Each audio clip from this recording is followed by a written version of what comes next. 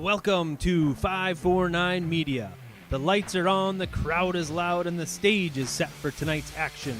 From the opening whistle to the final buzzer, we bring you every drive, every shot, every play that makes the difference. This is where passion meets performance and every moment counts. Grab a snack, sit back, and enjoy your hometown Yellowjackets because the game starts now.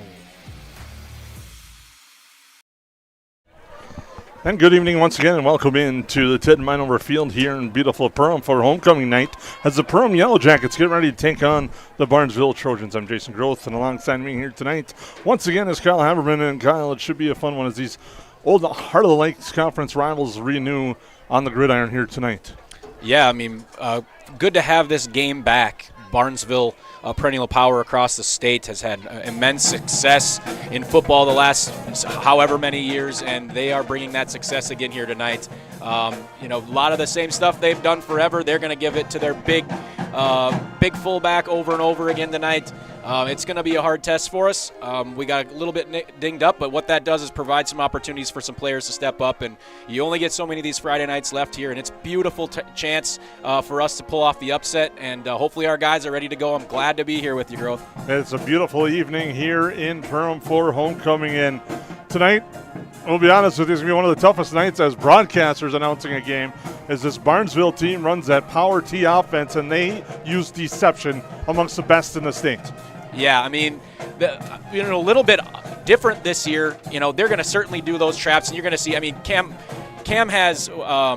Halverson he's averaging 16 yards a carry. And anytime you have 50 carries for 800 yards this time of the season, you're certainly going to get a lot of carries. And so you can, as much as the defense will try to deceive, that's where they're going to be handing the ball. But they also have guys like Major Ness who will stretch out the field. And then Strand, the quarterback, he's been passing the ball as well, and he also has been running it. And so it is a tricky one. That's what they've done forever is make it, everything look the exact same, and the ball goes in different directions and different plays. And so our guys have to be sure in what they're doing, and it's just another test. And that's the thing with this Perham Yellowjackets squad this year and in previous years. We continually know what the teams that are up there every single year, whether it's DGF or Barnesville or any of the games we have coming up. We know what it takes to get to the top, and we have to start emulating that and finding different ways to replicate what they're doing in our own style. The Trojans come in with a record of 3-1. They're 2-0 in the Mid-Northwest North. The Yellowjackets coming in 2-2, 0-2 in conference play after suffering a tough one last week in the rain in Staples-Motley. They were defeated 49-14 in a game where the Yellowjackets hung around a bit in the first half, but in-depth issues, the weather, and just mistakes kind of wore them down against a very strong Staples-Motley team as the Cardinals earned that 49-14 victory over the Yellowjackets. And Staples was a tough matchup. The way it started out, the way it looked, I felt really comfortable with the way we were playing.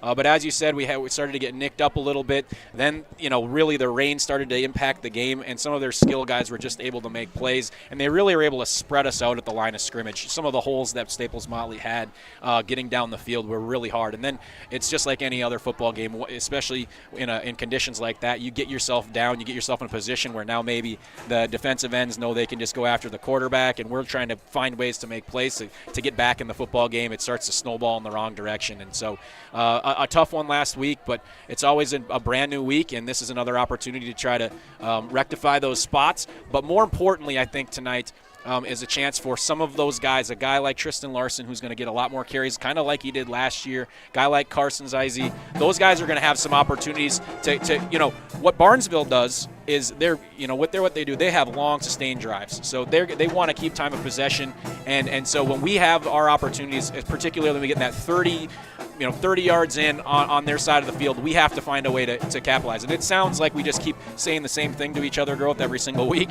but until we do those things, we're going to be on the wrong side of it. So another opportunity to see that growth. Well, we have a full pregame show lined up for you here on the 549 Media Network. When we come back, we'll have some more analysis as we get ready for tonight's game, and also during the pregame show, we'll be joined by Yellowjacket head coach Jesse Hine. But we'll take a quick break here on the 549 Media Network. Perham Health is here to take care of you, to keep you crushing it. Broken bone? We'll fix it. New baby? We'll deliver. We've heard that. And yes, we can help. From life's big moments to the annoyingly sick ones, our providers have the expertise and compassion to handle it all. Perham Health, so you can keep on hitting it.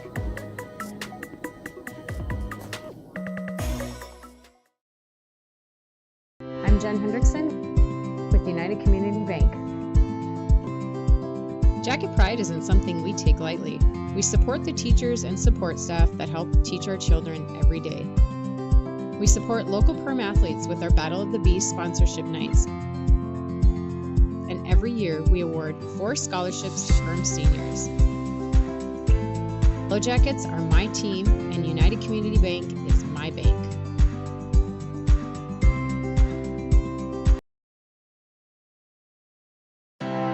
We take pride in what we send out. When you open a bag of licorice, you want that licorice to look good, you want that licorice to taste good. We work for you.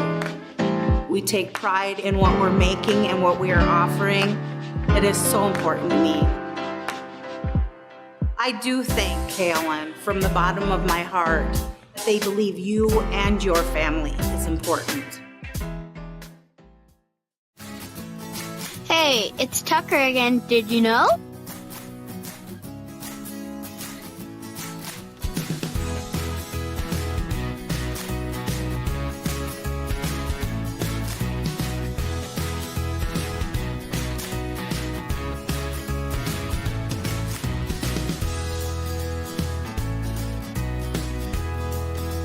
DOT Insurance Agency.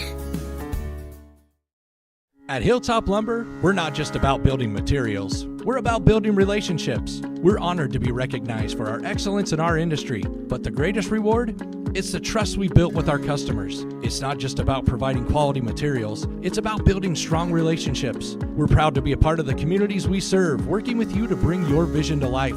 Because at Hilltop Lumber, success is measured by the partnerships we create and the homes, businesses, and dreams we help build together. Hilltop Lumber, where we help plan, supply, and deliver dreams. Welcome back into Ted Meinhover Field, the press box here. I'm Jason Growth with Kyle Haberman as we get ready to go for homecoming night tonight. It's Perham Yellowjackets and the Barnesville Trojans getting ready to square off in what should be a fun one here.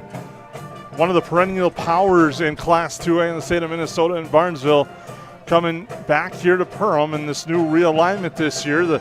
Some teams that the Yellowjackets are used to seeing in the past few years have been knocked off the schedule this year, but it didn't get any weaker. In fact, I think it got stronger when you throw in Pillager, now Staples Motley, and you add Barnesville. Yeah, I think traditionally when you say that you bring in, Barnesville, you knew, hey, that's going to be a problem.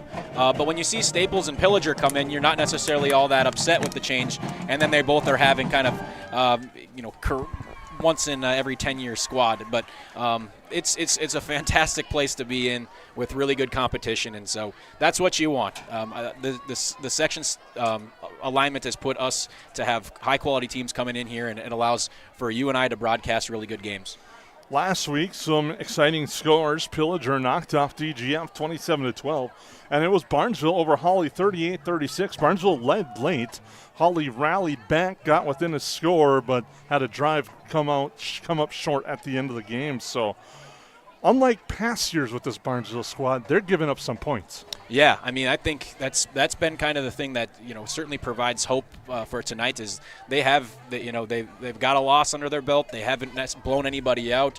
Holly's kind of right there with us, and Holly stuck with them, and had an opportunity to win the football game. And so between that and the Pillager DGF game, DGF did not have Wadena, which I think makes a huge difference. But those couple of really good squads there. But Barnesville is going to be a challenge, but certainly I'm sure the coaching staff will have them ready.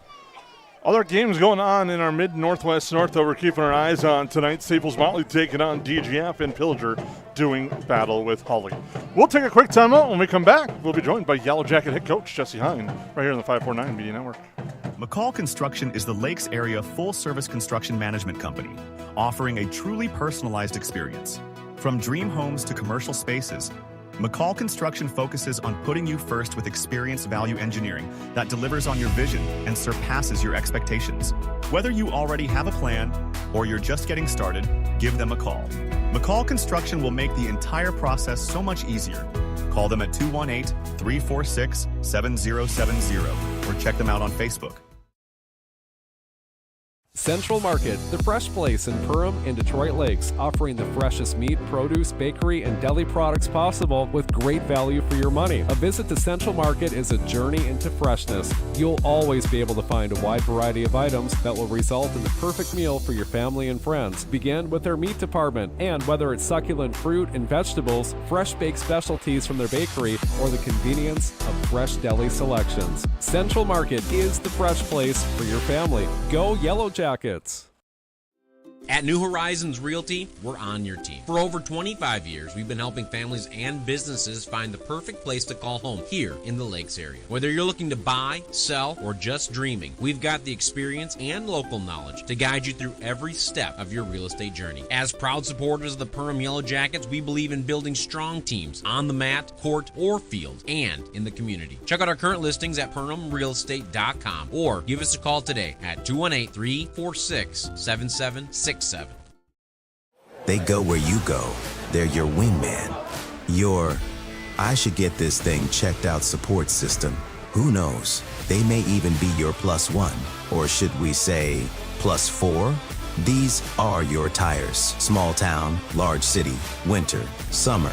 Every destination and every type of weather. At OK Tire Store and Service, we go the extra mile so you can add some extra miles. See us for tires, preventative maintenance, and more. OKTireInc.com.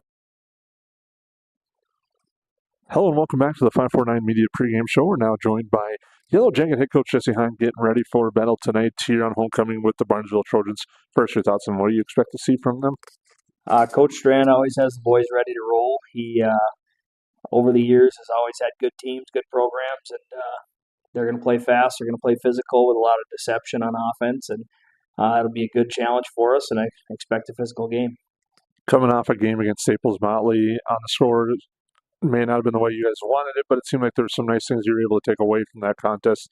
What were your thoughts overall on the game with the Cardinals? Yeah, they present a lot of issues, and they're a very veteran team, especially on offense, and I was proud of how our boys started the game, and obviously with the pouring rain through the game, it's not ideal, but both teams are playing in it, and it's kind of how it shakes out sometimes. But we did a lot of good things. Our kick return and kickoff teams did a really good job focusing on some of the odd looks and challenges that Staples presents, and we did a lot of great things. We just ultimately ran out of gas in the third quarter. Now, as you come back home here to face a strong Barnesville team that you kind of know what you're going to get, that they've done every year, what do you do to try to prepare for a team like them this year? Well, we just kind of got to look inward first and just make sure we're doing everything we can to make sure that we're putting ourselves in good spots. And that's kind of what our focus has been all week is, yes, you're going to see a good team every week, and Barnesville's that in itself, but we definitely have to do things right on our end first and then, focus on what they're doing after. Facing a Barnesville team that's solid, as you know, but it seems like this year they're giving up some more points than they have in years past. Is there some things that you guys are trying, without giving away too many trade secrets, that you're trying to work on and expect to help try to get your offense on track too against them? We're just continuing to get experience up front. We got a lot of new guys up front, and last week we had a couple guys out that played a role, putting guys in different spots, and we're continuing to put the puzzle together here. And our guys had a really good week of practice and are continuing to be more physical, and our backs are going to run hard this week like they always have, and hopefully it'll click for us.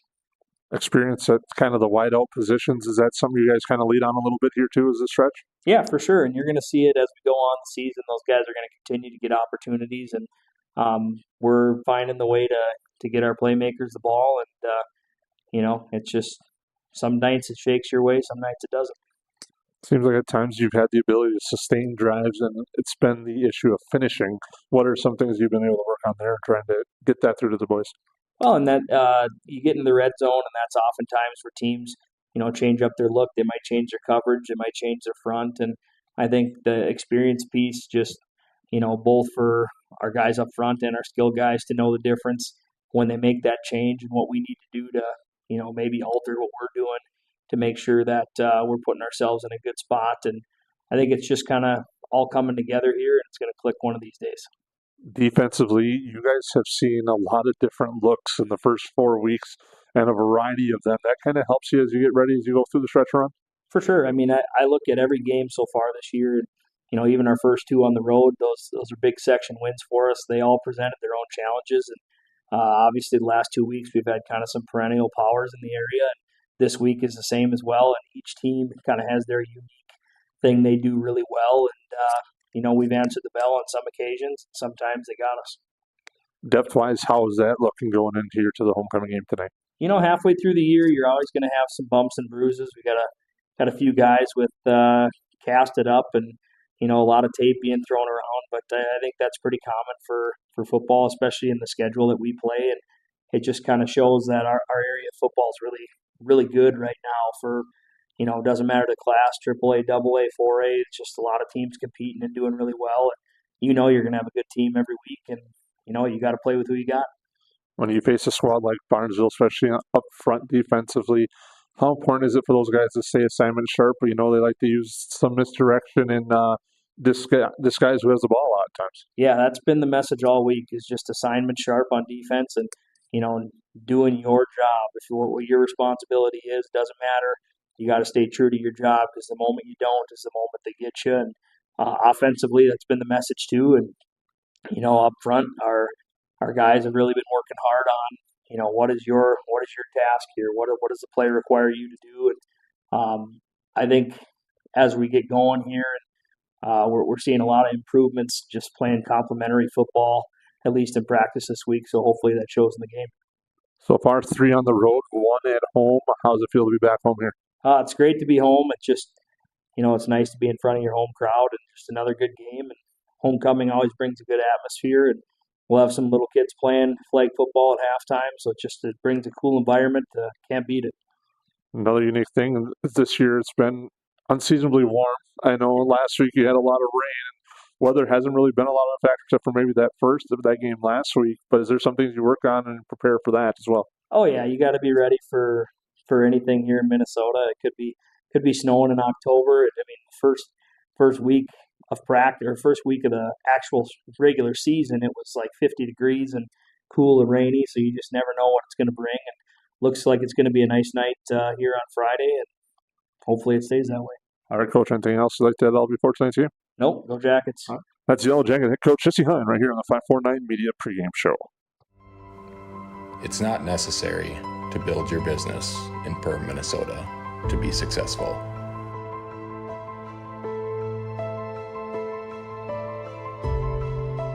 But it sure does help.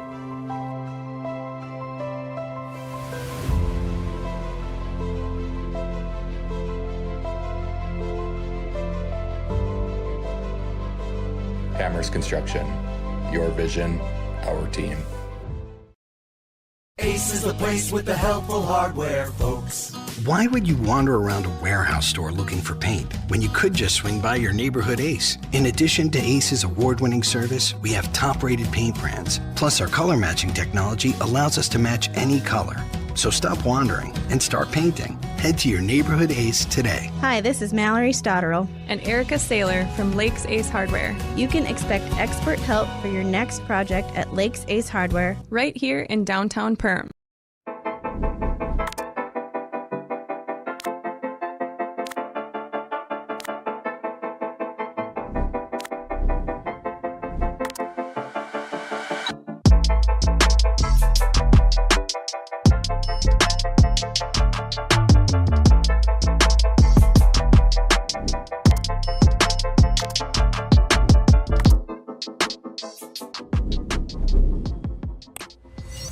At Nias Family Sales, our experienced mechanics are here to provide exceptional service in a timely manner.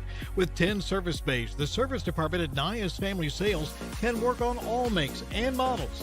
Our experienced mechanics can do everything from oil changes, tire repairs, brake service, engine and transmission repair, and much more. Schedule your vehicle today. Call 218-346-5976 or visit the Nias Family Sales Service Center at 610 East Main Street in Perham.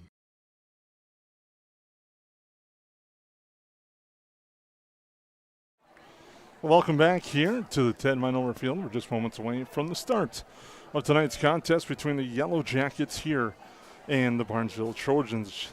Homecoming week, and it's been an exciting activities, fun-filled week. The parade today that came over through town, as well as the Pep Fest. A lot of energy in the school district here today and this past week.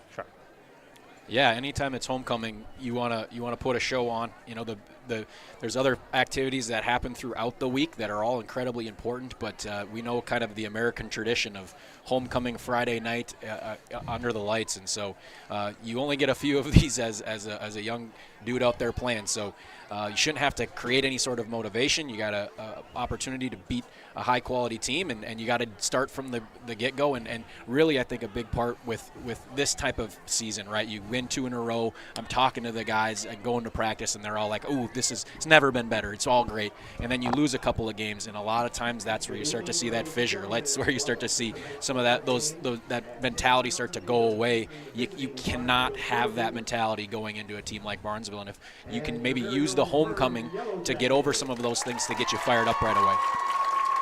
Tonight we talked about the Yellowjackets, and the depth chart will be tested a little bit. They're going to be without the services of leading rusher and receiver in Gavin Griffin. He's out tonight, and that, as you said a little bit earlier, without alluding to the injuries in the pregame show, gives opportunities for Tristan Larson and Carson Zeise to really step up in that spot there without Griffin tonight. Yeah, and they run a different style than Griffin, and so maybe that can help us in regards to sustaining some of those drives with some of those bigger bodies getting downhill. Gavin's more of a home run hitter. He certainly can run between the tackles, but both of these two guys that are going to play with a large amount of heart. I saw Tristan Larson's message that he did for Coach Beachy, who prayers are up for him as he continues to recover. But Tristan, I know, has a great relationship with Ryan, and so he's got that kind of added juice tonight too. So maybe you can use that as your fire. You also want to kind of contain that as you get going. Yeah, there was a nice post on social media. It's today's Senior Impact Day. What they did, the seniors give their jerseys to some members of the school that have had an impact on them, and that's what they did today. And Tristan Larson had his jersey hanging outside Beachy's office today, as we again send our thoughts and prayers out to him as he continues to hopefully recover on the path after an accident earlier in the week. And here now the Trojans getting introduced. We'll go through the starting lineups quick. Brought to you by New Horizons Realty. On offense for Barnesville will be Jacob Strand at quarterback. In the backfield with them, Major Ness, Connor Clemon, and it'll be Cameron Halverson. Halverson, the leading rusher, 800 yards on the ground, 10 touchdowns in the backfield for Barnesville. Also up front for this Trojan squad, Cody Mostu, Landon Hartog, Martin Dukic, Jackson Meyer, and Owen Thorkelson and Parker Strom for this Trojan squad offensively. The Yellowjackets will counter with their defense. On the line, Jack Axie, Logan Guck, Jaden Garentz, Lou Harms. Linebackers, Tristan Larson, Carson Zeise, Ty Rooney, Johnny Ramos, and Tegan Schmelz. The defensive backs, Tate Zacharias and Jaden Borman. Barnesville won the toss. They deferred their option to the second half, so Perham will get the ball to start the game. And Colin, we haven't talked about is quarterback Tegan Datloff, 37 for 68, 407 yards through the air. Had a couple of nice touchdowns against Staples Mountain, especially that one to Tate Zacharias, and then he had that nice touchdown run as well. Yeah, and his growth you can really see as you go, especially a young quarterback like that. That's kind of, there's just so many elements to it. You're trying to go in with seniors and older guys, and you're trying to lead this crew and take over this position, and then you're also trying to lead the mental side of it, of understanding what the defense is giving you. Barnesville will show a couple different things between cover 2, cover 3. Major Ness is kind of that guy that will be the determiner. If he's flying up, they're going to be more in a cover 2, and he's going to try to make plays in the flat, and so he's going to have to read those things, and then just the physical side of things. And he's certainly a strong kid. He's a tough kid, and then he's just got to continue to mature on his passing game. And I think we saw that late in the game in a couple of good passes. So hopefully that maturation as we get towards playoffs, as they're not far away, if he can really continue to see that growth, I think you'll see the growth in the team as well. Those starting lineups were brought to you by New Horizons Realty here on the pregame show. The Yellowjackets waiting to get introduced now here to the hometown crowd here on homecoming And the Yellow Jackets get introduced as a team as Tate Zacharias, the senior captain, leads them out to midfield. And you can see the energy. I think you could feel it coming into the field today. It's at a high. They want to kind of send a message today to Barnesville. Barnesville's been kind of the measuring stick, along with DGF, for where you're at as a program here in this area. Yeah, and I'm glad they deferred. I'm glad we get the ball right away, try to establish, set the tempo. I like us defensively. Our linebacking crew is so good. I really am impressed with that. That should help us tonight in kind of making those reads. But offensively, we got an opportunity to go out and start fast, sustain a drive and score, and put them on their heels. We'll be back with the opening kick here on the 549 Media Network.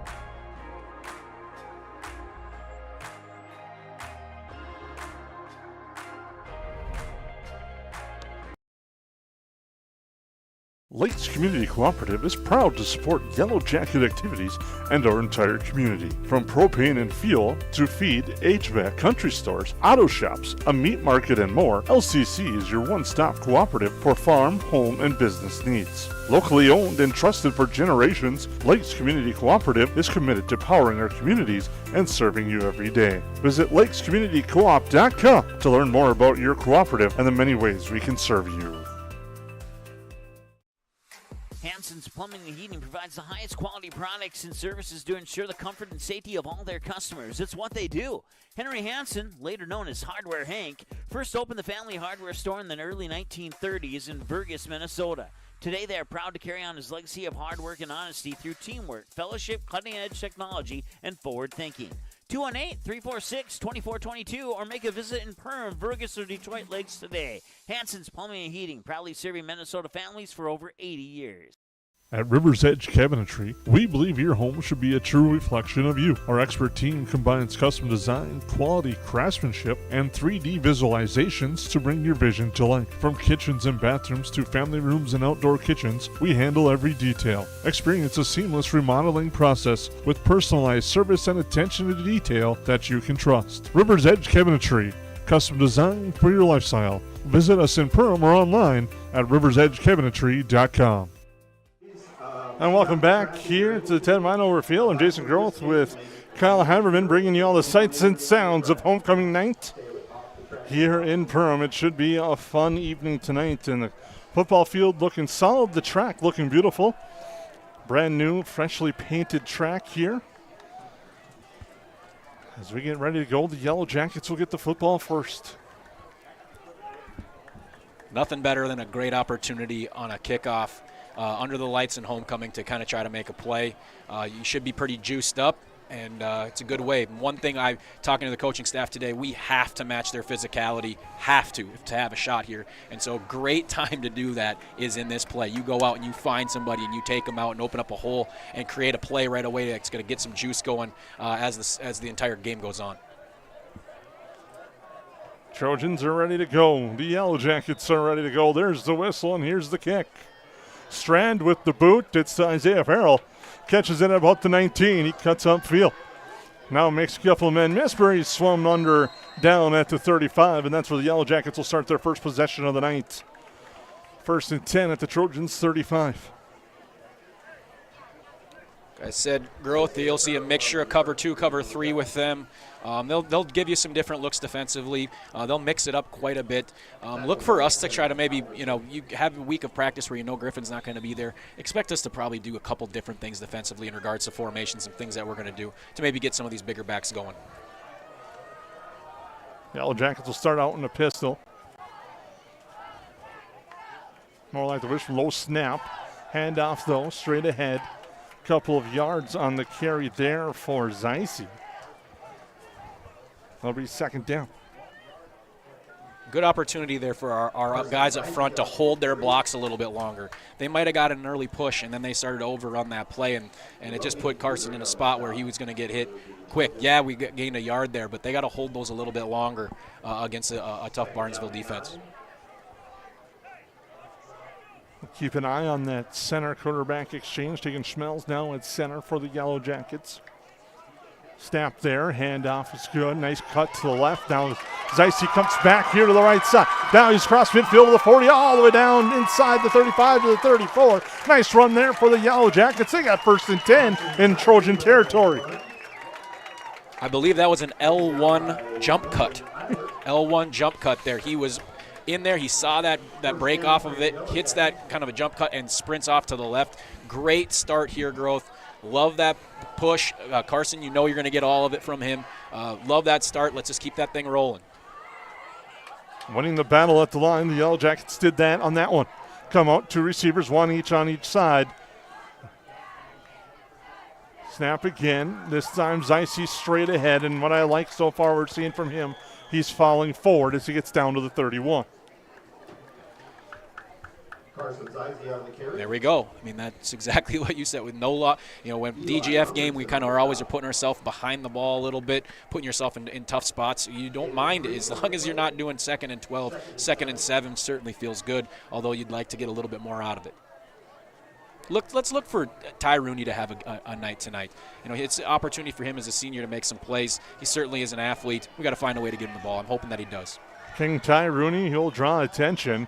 Pitch out right side. Going forward, nice run there, driving forward again. This time was Tristan Larson. He's across the 30 to the 28. Much better job there. Exactly what we talked about in that first play. They held that block, moved their feet, and used good footwork there to push them off to the left. I like that a lot. Well, one thing, too, you notice in the difference from last week a little bit and probably the week before is getting the Yellow Jacket runners downhill with the head of steam. That's what that pitch out did there. And it's 3rd and manageable, 3rd and 5 for the Yellow Jackets. And now there's a lot of movement. We'll see who wins this battle. Looks like it's going to be on Barnesville's early indication here from the near sideline. But they're going to discuss. They might say it's on the Yellow Jackets. Oh, man. I think we got obvious Phil Hansen from the Buffalo Bills. And good call. The thing about that, Growth, he does not like having those defensive tackles get any sort of jumping penalties because he got a few back in his day. So he did not want to call it. I thought, man, maybe we were going to get on the wrong side of that. But cooler heads prevailed, and we've got ourselves a 1st down. Many fans in this area know about Phil Hansen, the longtime Bison great. Went on to have a great career in Buffalo. Don't forget to mention basketball official, Jason Grove. Yes, he is. I know you've had some run-ins there with him. Positive run-ins. Handoff. No, they fake. Play action pass. Pass is intercepted. That's Ness. Major Ness has some room to run. Couple of blockers in front now. Gets scooped up and swarmed under at the 35-yard line. Detloff's first pass of the game is intercepted. And Major Ness in Barnesville gets a turnover. But the Yellow Jackets come away with the football late. They say the play was blown dead. So the turnover battle goes to Barnesville on the first play. That's exactly what we talked about, Jason, earlier, and I know I just keep mentioning that, but they were cover 3 there, so you felt like you broke them off. You got that seam route, and you got to put that thing on the more outside. He's sitting there in free safety playing that deep third, and he's just able to sit there and wait for that pass to come. You got to make sure that he's coming up to the line of scrimmage if you're going to try to make that pass, unless you're going to go push that thing to the outside. Strand under center in the power T. He gives it to Ness. Ness powers forward and has a 1st down to the 48 near midfield. And this is where you have to match your physicality after something bad happens. You have the turnover, things aren't going, you have the shoulders down. You have to know that it's just one play in a long, long game. Ness 2nd in the team in rushing with 32 carries for 161 yards and 3 touchdowns. Cam Halverson wears number 43. He leads the team in rushing with 800 yards and 10 touchdowns. 1st and 10 for the Trojans. It's Ness again. He goes right side, powers through, and is finally brought down in the 2nd level across midfield to the Yellow Jacket 44. What you like about Ness is he certainly is an athlete that wants to get the ball to the outside, but he also runs really hard and he finishes runs, and he does not go down after the first hit.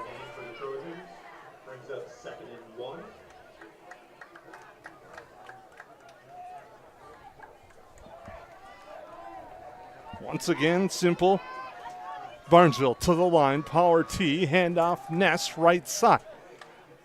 He's going to have the first down. Head coach Jesse Hine talked about one of the keys facing this team. You have to be assignment sharp. The Yellowjackets so far have done that, but the powerful line has really been able to control the line of scrimmage for Barnesville right now. One of these times you tell that they're setting up the fake to Ness and the Strand on the outside on the rollout. Yeah, they want you to see the same thing over and over and over again with just the ball going to somebody different. Ness is the one on the near side. Halverson's in the middle. There it is. Strand holds, keeps, gets to the outside. And he has a first down before going out of bounds and points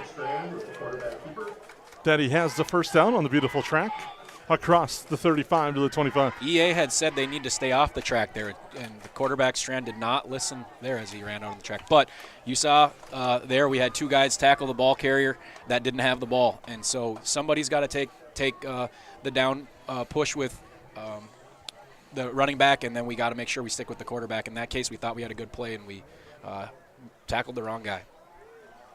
Strand under center. He gets taken down by his own teammate. Some confusion in the backfield. Clement and Strand, they all kind of combined and took each other down, and no gain. And I'm not sure if Halverson had the ball completely, and I think that's what kept him from kind of getting ahead of steam going. I think he kind of was more focused on, keeping that possession than getting downfield.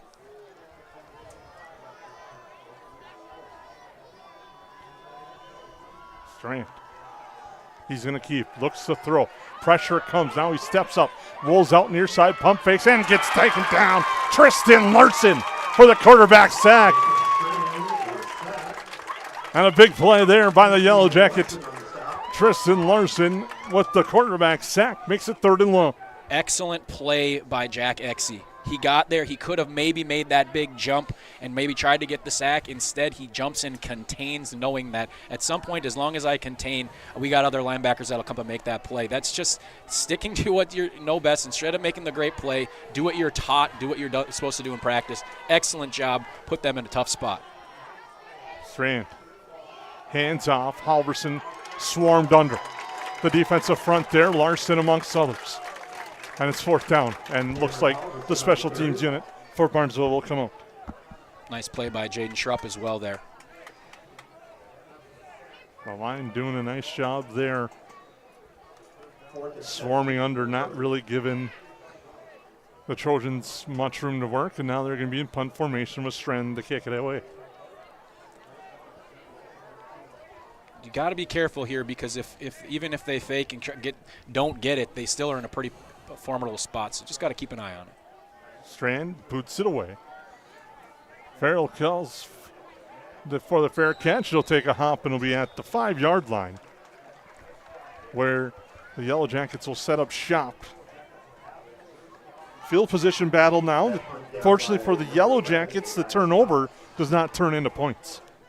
Absolutely, and that keeps that momentum and just those the thought that, hey, we're in this thing. Now you've got yourself an opportunity to pump up your teammates and say, hey, guys, we're a 94-yard drive away here from really setting the tone of this game. And so if you can paint that picture kind of like the Lions did the other night with those 95 and 94-yard plays, that's hard to do, but, man, they're deflating if you can get them done. Delaffel handed off and stood up. Colin Grummish on the tackle stood up the ball carrier. That was Larson. As Grummish stayed strong in the hole and didn't allow Larson to cut around him. Grummish stops him after a yard. Still in the first quarter, 5:22 and counting in our opening quarter here. Homecoming night on 549 Media. We thank you for tuning in. I'm Jason Groltz with Kyle Heverman here on the call. In the pistols, Detloff. Hand off again, straight ahead. Nice run and a big hit there. Larson absorbed that one from Major Nez. And it's going to be 3rd and short. Yeah, we heard that one up here. That's an excellent, homecoming hit there, but it puts us in a pretty good spot. We're in big play here, third and real short. Let's just find a way to keep the chains moving and continue to kind of wear down this game. And the nice thing about Barnesville is they aren't necessarily a quick hitting squad as much as they're going to try to grind you out. So you're okay with that if you're Perham, and just trying to find a way to just keep that thing close, to keep it as good a game as possible, and then start to get them on their heels a little bit. Deloff will keep trying to get around the edge. He does now, drives forward, has the first down. Nice run there. Deloff. Some nice footwork there. Gets the first down and moves the chains. That's a nice option to have as a quarterback, right? If you're the coaching staff and you've been pounding it with the two running backs, that you have a quarterback of the size of Deloff that you feel pretty comfortable. If I need 2.5 yards, he's going to find a way to get it. Well, Kyle, let's be honest. The last few weeks, the Yellowjackets have not won the time of possession battle. And now here having some good drives. This is almost one of those that you call a victory, moving it out this far outside your own end. And there's another run by Larson. Just lowers the shoulder and drives forward. If you end up having to punt, not saying this drive will end that way, but now you've given yourself some space to work with. Yeah, and you just feel good about moving it forward here. And even that play there, that wasn't that far off from breaking out of there. The one thing about Tristan is he's going to hit that hole hard. He's not necessarily looking for a hole. He's just looking for somebody to hit. And you saw there he maybe could have cut that up and got there. Instead, he absorbs the contact, keeps going, but it's really just for a minimal gain. Today he had some football coaches a little nervous. He was the PA for the Pep Fest today, and he was doing some cartwheels, flips, and rollouts as that pass there to Larson is just short. And it's incomplete. Detloff needs to set his feet there, kind of going away from himself. Just kind of flung that thing up there instead of setting. You're probably going to have to take a hit there, but you want to put something on there. He was available. He was open. He's just got to put that on. And that's just a little bit of that growth. You're getting hit there. It's going to come there. You got to still put a solid pass on there with a little zip. 3rd down and 9 for the Yellowjackets. 3:40 to go here, first quarter. The Yellowjackets are going to spread them out now, go trips here to the near side. One receiver to the far. Deloff gets the snap, looks here to the near side, steps up, pocket collapses, and gets swarmed under. Gets out across the 20 to the 21, maybe, and it'll be 4th down. Yeah, and that's what we talked about in the pregame there. Once they went to trips there, you saw Major Ness go from the top free safety spot playing deep thirds up into the flats, where now those two corners are just going to drop out of there. Makes it a little bit trickier, and if we can kind of take advantage of that with him out of the middle of the field, maybe we can get that trips going, and if we have enough time, there's going to be somebody available down the middle of the field. Major Ness is back at the 45 to await the punt.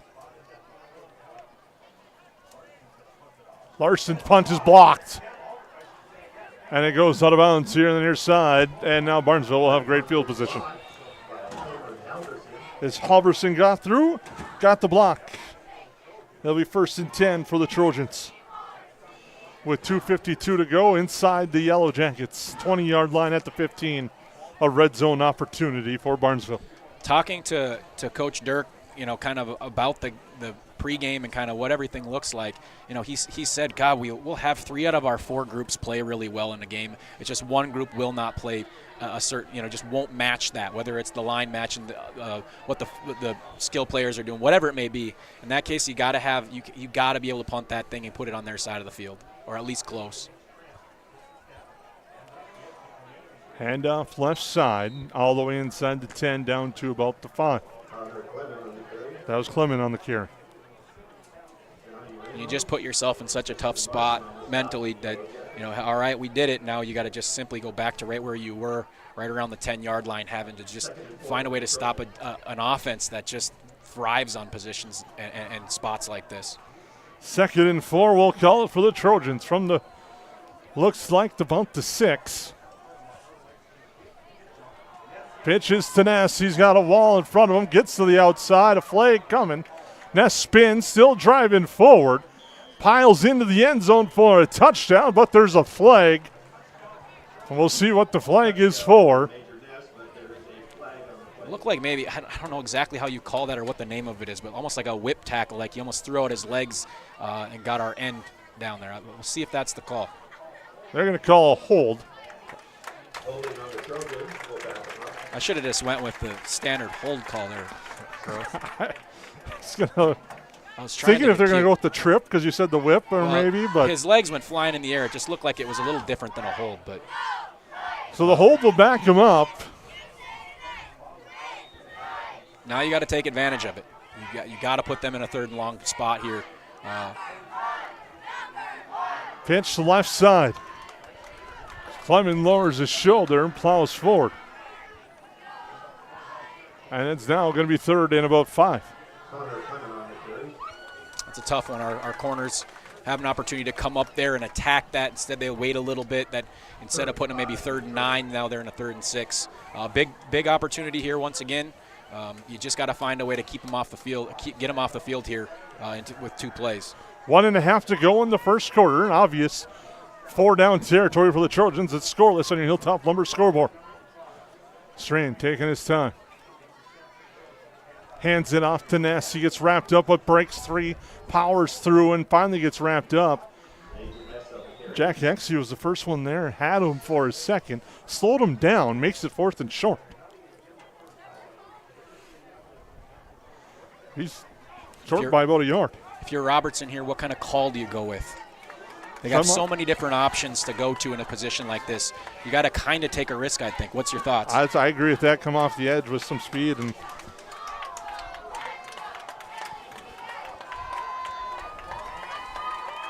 Fourth and short. They'll call it a long 2. Left side, diving forward, lunging into the end zone is Connor Clement. He gets the touchdown, and Barnesville strikes first.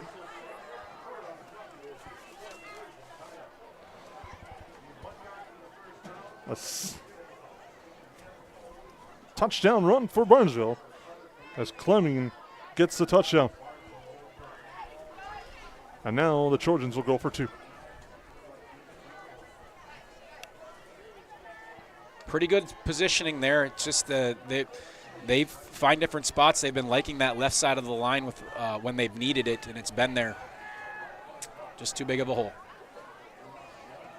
Ness works his way through. Oh, his knee's down. He's, like you said, knee down, called short. The 2-point conversion is no good. We'll be right back. On the Hilltop Lumber scoreboard, Barnesville leads 6-0. Since 1980, more families have trusted Jack Chivers Realty than anyone else in the Lakes area. I'm Blake Olson, the owner of Jack Chivers Realty. Our dedicated agents have a deep understanding of the area. We live here, and our kids go to school here. Let us find the perfect home for you and your family, or lean on our knowledge and marketing to sell your home. Find out how Chivers delivers right here in Perham. Reach out today and start packing. JackChiversRealty.com. Yes, garbage is gross, but here at Steve's Sanitation, we are your trash experts with experience to back it up. At Steve's Sanitation, we know how to schedule your trash pickups without missing a beat, and we have been doing it for over 30 years in Perham and the Lakes area. Steve's Sanitation has been voted the best garbage service in the Lakes area since 2019. With 30 dedicated employees, we're here to take care of your trash. For more information, call us at 218-346-4834 or visit our website at stevesanitation.com. Clement with the touchdown run, the 2-point conversion, no good, and Barnesville strikes first on your Hilltop Lumber scoreboard by a score of 6-0. Yellow Jackets will get the football now with 39.5 seconds to go here in our first quarter. It's another short kick to the up back. And a nice return across the 35 to the 37. And on that return was Junior Harms. Nice return for the Yellow Jackets. They have a good field position to work with here to start this drive. Their last one ended in an interception, or actually a punt, excuse me, because of the short field, and it was blocked. And that gave Barnesville a short field to work with. You kind of hope, maybe early here you go with a Detloff quick pass just to get his confidence going. We're going to need to pass the ball to win the game tonight. Just want to make sure that you don't have him waiting long stints in between passes. Stacked to Detloff's left. They're going to pitch it again. Zeise, flag on the play right away. Zeise loses the football, and Barnesville has it. Oh. Nope, they say he's down. Bill says down. See what the flag is. Looks in the area of a hold or possibly illegal formation with the way it was thrown early. That's a hold. You just start to limit what you talk all week, hey, we're going to maintain, we're going to push, and then you have a holding call like that and you put it 2nd and 20, and you just haven't been working, or 1st and 20. You haven't been working on that a ton in practice, because you expect things to go well, and so you got to find a way to not necessarily say, all right, now we got to have our 13-yard play here. You just have to find a way to continue to make it go forward, because if you try to make big plays, that's where they'll turn you over, and you can turn a 6-point game into a much larger deficit. Yellow Jackets don't have to run a play. And they're going to run the clock down, and we'll take it to the start of the second quarter. We'll have that when we come back here on the 549 Media Network.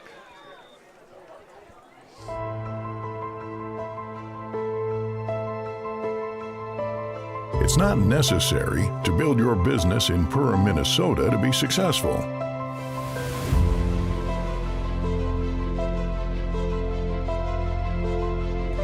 But it sure does help.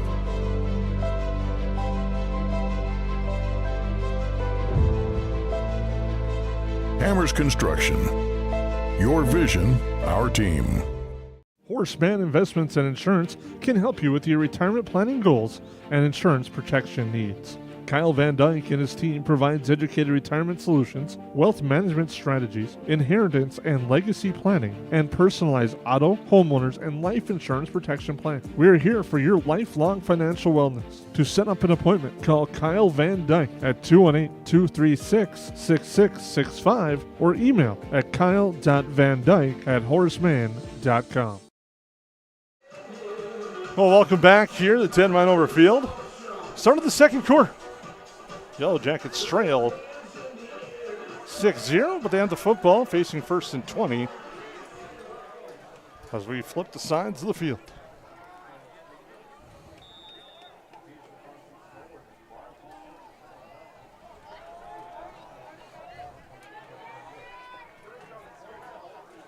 Dailoff takes a look. Barnesville comes straight ahead, handoff near side. Zize on the carry was swarmed under right away by Parker Strom. Yeah, it just took too long to get the handoff, took too long to develop there. By the time he had the ball, that Edner was there to just make the play. Got to get things rocking downhill quick. Growth, or we're going to find ourselves in third in a long ways.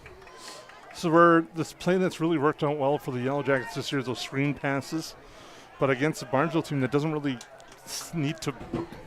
Excuse me, as I'm falling over here in the press box. Rush forward are too many people. Be interesting to see if a screen would work against this rush, is what I was trying to say. Rooney in motion. They fake the handoff to him. Zize's got time. He's got a man near side. The pass too strong. Looking for Zacharias on the near side. Zacharias took a tough hit on that one on his way down. And it's an incomplete pass. And he's able to pop back up. I'm hoping that just the way he landed there looked like he might have got knocked the wind out of him trying to make that play. Jumping as high as he can, and then you just end up landing on your back. And then Major Ness came over and kind of finished him off, which I'm sure didn't help matters. As Major Ness there, like you said, that safety rule, that free safety rule has been all over the field so far, making his presence felt here in this contest. Now it's 3rd and 18. Dailoff again in the pistol. He's going to roll right. They move the pocket for him. Has time. Now fires the pass to the far side. Complete. It's Zize on the reception. A nice pitch and catch there for a gain of about 9. Makes it 4th down and 9, though. But you can build on that. So actually, they call it incomplete now. They say he was out of bounds, so it's 4th down still. Well, regardless, I think you can build on that. That he moved out to the pocket, threw an absolute dart to the sideline. Maybe his foot was just out of bounds, but still something they can maybe go back to in the future.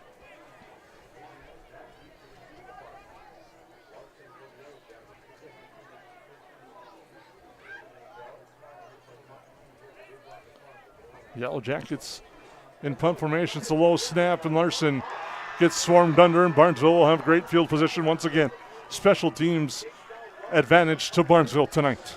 Yeah, they did the opposite there. What they did is they came flying up the A-gaps, and their outside just kind of made it look like it was a punt return. And they kind of did the opposite, and then they came flying up, and another tough snap, and Tristan just doesn't get it off quick enough to be able to have any extra time. And so just special teams, 2 blunders here, both on punt formation, and you just put yourself behind it. You just got to find a way defensively. We've been saying it all season, but you got to find a way to make a play and get the ball back.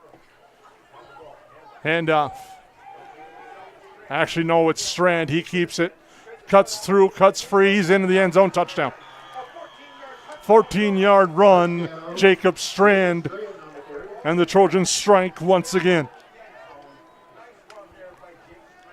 Pretty good example of Barnesville football there, right?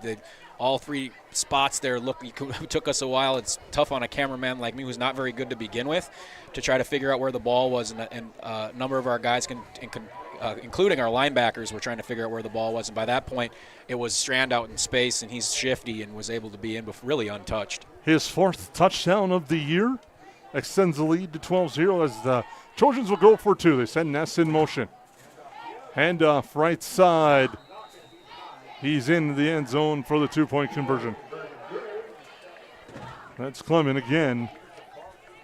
And now it is 14-0 in favor of Barnesville. On your Hilltop Lumber scoreboard, we'll take a break here on the 549 Media Network. At Nias Family Sales, our experienced mechanics are here to provide exceptional service in a timely manner. With 10 service bays, the service department at Nias Family Sales can work on all makes and models. Our experienced mechanics can do everything from oil changes, tire repairs, brake service, engine and transmission repair, and much more. Schedule your vehicle today. Call 218-346-5976 or visit the Nias Family Sales Service Center at 610 East Main Street in Perham. Perham Health is here to take care of you, to keep you crushing it. Broken bone? We'll fix it. New baby? We'll deliver. We've heard that. And yes, we can help.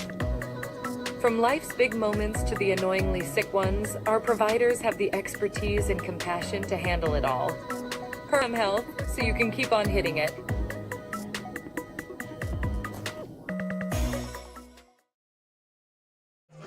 Welcome back here to the Ted Meinhover Field in Perham on homecoming. Barnesville has capitalized on 2 big special teams plays, and that's the story of this game as it's 14-0 in favor of the Trojans under Hilltop Lumber scoreboard. Isaiah Farrell picks it up at the 20, runs straight forward, and gets swarmed under at the 34, and that's where the Yellowjackets will set up shop. We've started about that exact spot all possessions here. It's a great spot to be. We just have to find a way to mix things up here.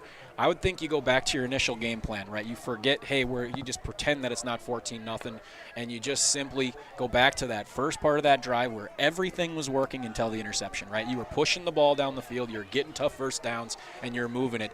You can't forget that happened earlier just because of the turnover. Now they're going to go in the gun with the backs on each side of Detla. Hands it off on the zone read run, but nothing doing there for Zeise. And you can see the opposite, right? You can see now that they've got the lead, and now it's 14-0. You're seeing a lot of juice coming from that particularly that interior line of the Barnesville Trojans. And it's tough as a kid, and you're in the back of your mind, you're thinking, here we go again after 2 tough ones against DGF and Staples Motley. You can't think that way. You absolutely cannot think that way because these are just such finite moments in your high school career. You got to come out and play hard. Now it's a tee of the shotgun. And there's a handoff. Larson straight ahead. Larson breaking free with a nice run to the 49-yard line and a first down for the Yellowjackets.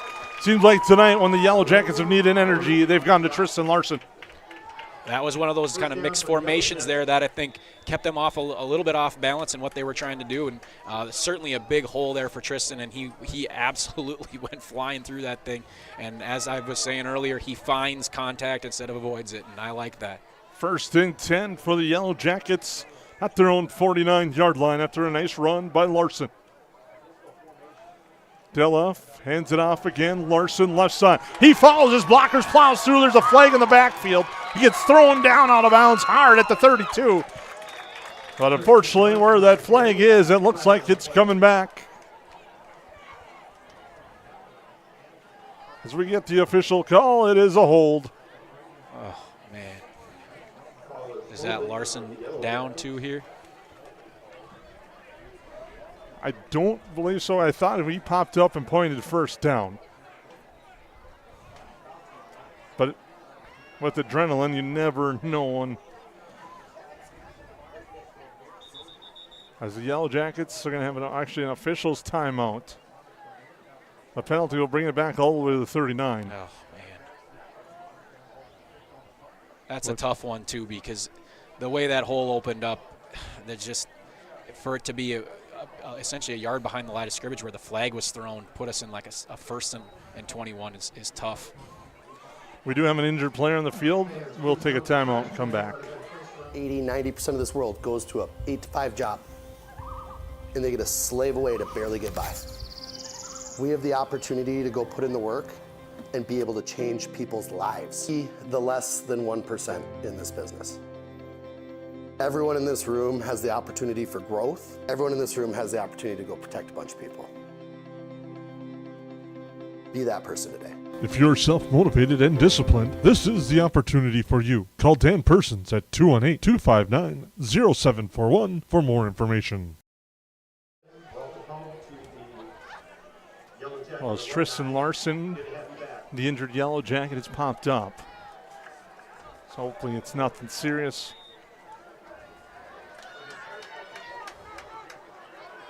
As the Yellow Jackets will now have first down and about 19.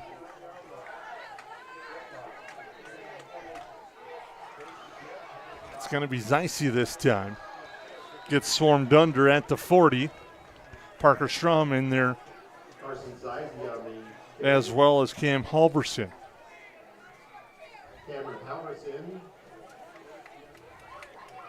Called 2nd and 17. Lou Harms is looking, he kind of ran through that play, and he looks a little out of it in regards to something might be bothering him here. But we need him in the game moving bodies as we've continue to get a little bit thin.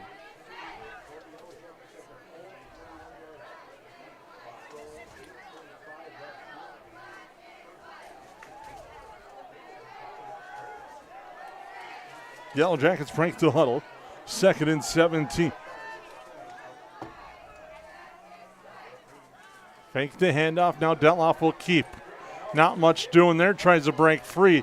But winning the battle is Eli Elmanson as he wraps him up, and it's going to be a loss, and it'll be 3rd down and long for the Yellow Jackets. Jason, there was some sort of confusion there. Our left side of our line was not blocking for Detloff to be heading to the left.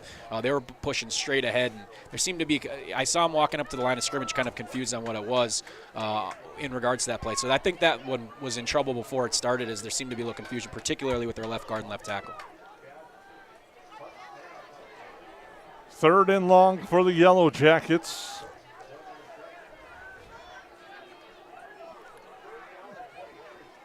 Barnesville showing the extra man coming up. They rush 4. Gets around in the pocket now. Detloff looking for help. Fires the pass far side. Coming back. It's incomplete.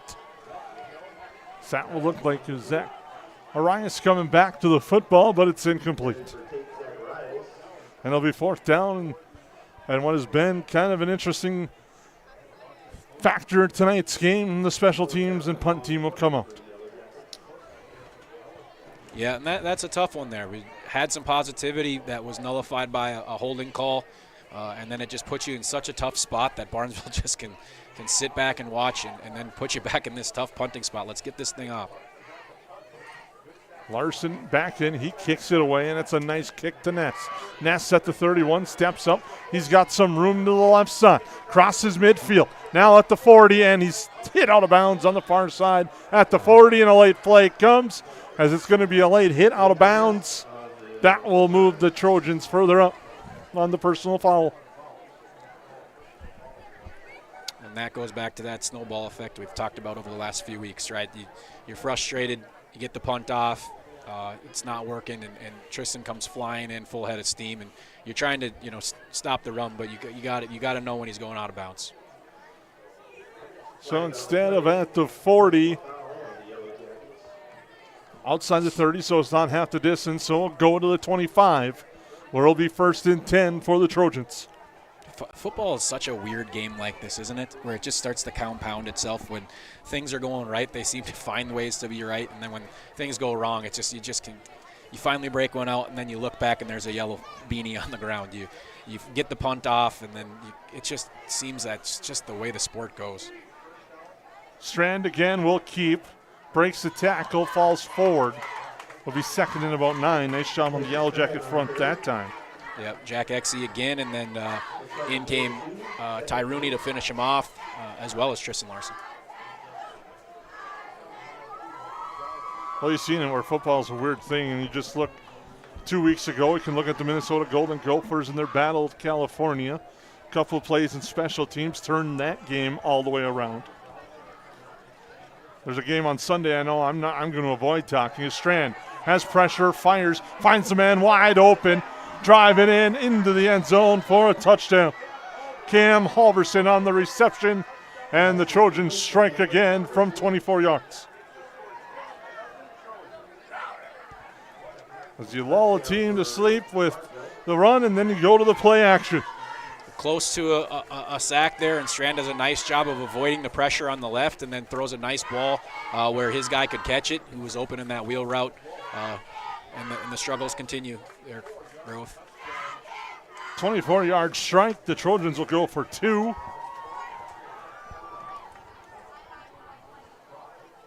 Strand rolls, fires the pass too strong. It's incomplete. Well, we'll take a break. On your Hilltop Lumber scoreboard, the Trojans lead 20-0.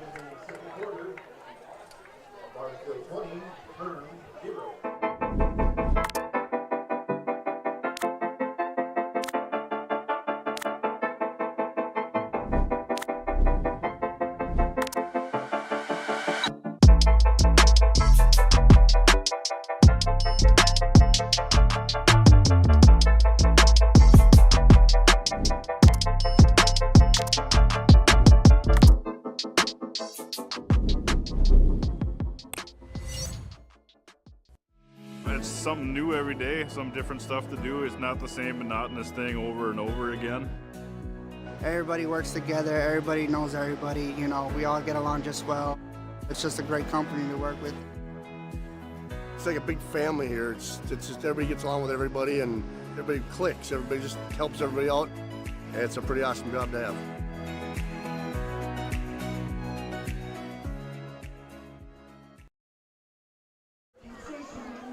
Welcome back to the Meinhover Field. Another touchdown, this time Strand to Halverson. And the Trojans lead this one 20-0 here on homecoming for the Yellow Jackets.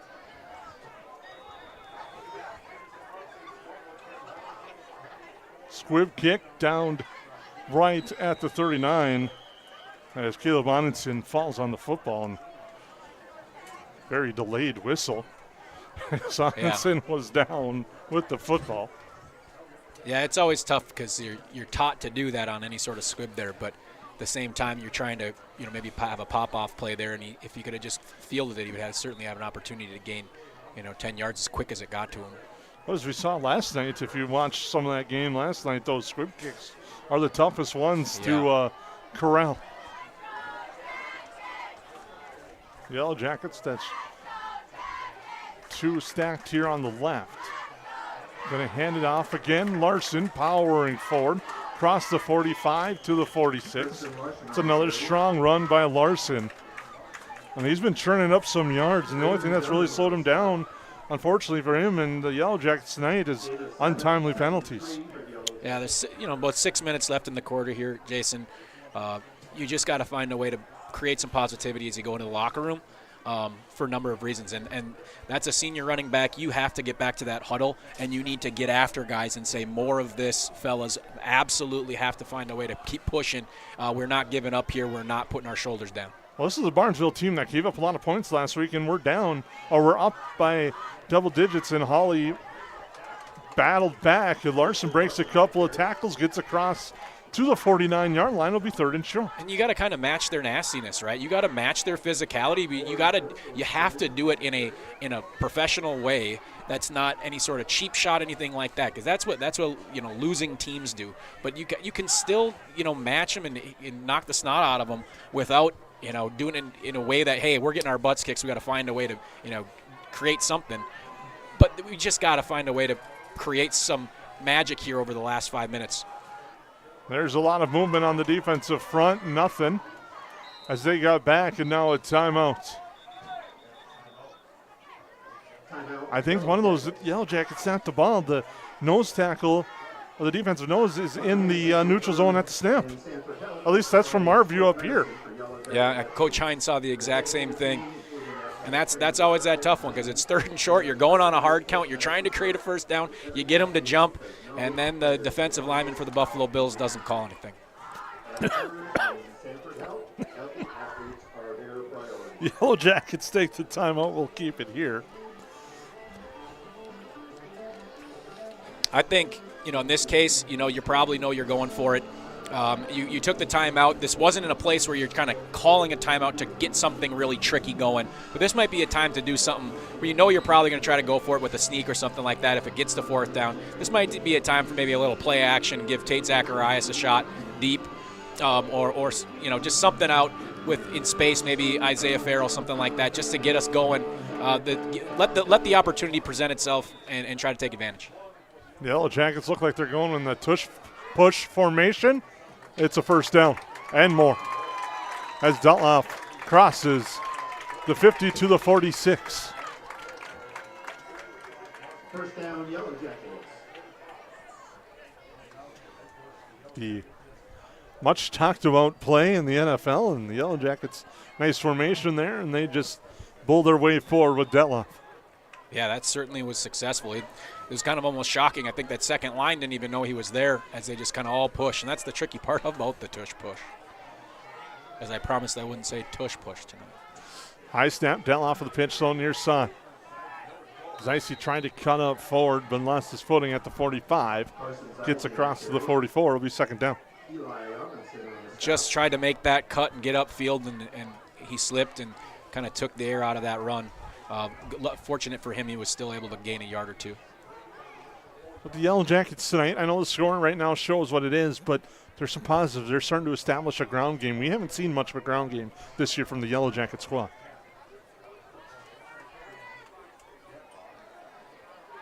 There's the run again. It's Zeise falling forward.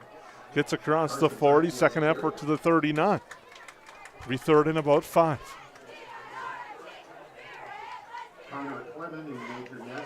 Yeah, they're just giving the Trojans different looks and different formations, and then still kind of just running it up the gut with either Zeise or Tristan Larson. And so they're just trying to find a way to keep them off balance so that they can't tee off and keep their lane assignments. And I think that's what a few of those new formations that they worked on this week was to do. And I like where they're headed here. Look for more of the same. Rooney to the far side, Zacharias to the near. In the pistol is Dutloff. Larson behind him. Larson's going to lead Dutloff around left edge. Has some room, has the first down. Drives forward and gets driven out of bounds at the 31. And a nice run there for the Yellow Jacket quarterback. And it'll be 1st and 10 for the Yellow Jackets. First down for the Yellow Jackets. He looks like he might get bottled up there, each time that he's had those because they're going through. But he's just such a large body. He takes such large strides that it doesn't take much for him to push and get that 7-8 yard gain. Great play there. 3:40 to go here in our second quarter. Yellow Jackets trailing by 20, but moving the football at the 30 of Barnesville. Handoff to Zeise. Follows his block left, then cuts right. Runs into a wall of Trojans at the 29. Carson Zeise on the carry. Eli Armstrong. Yellow Jackets sticking with the run, but I think it's setting something up that we might see through the air in a couple of plays. Yeah, they're putting a couple extra skill guys out to the edge here for this play. and it's also Hein took a long time to kind of get this play, and hopefully we can be fine as we get it in. They break the huddle. Back judge's arm has not gone up yet, so the Yellow Jackets still have time. 2 receivers right, 2 to the left. Rooney in motion. Gets the handoff on the sweep. Rooney keeps his footing, comes back to the near side. Gets brought down at the 26. Yeah, and that's a look we haven't seen much of. Trying to spread them out there. Looked like it was a kind of a quick play call. Rooney went up there to said that like a word or a call, and they got to the line of scrimmage and tried to spread them out and get them upfield. And as I said before, let's try to get the homecoming king the ball a little bit. As you can see, not only is he quick and shifty, but he's also a strong kid. Now the officials, I believe they're moving the ball back on the spot. There's a penalty on Barnesville. I didn't see what the official call was. Moves the ball to the 24 for the Yellow Jackets. And it's going to be second down. I didn't see a flag. I'm not sure either. But it's 2nd and 4.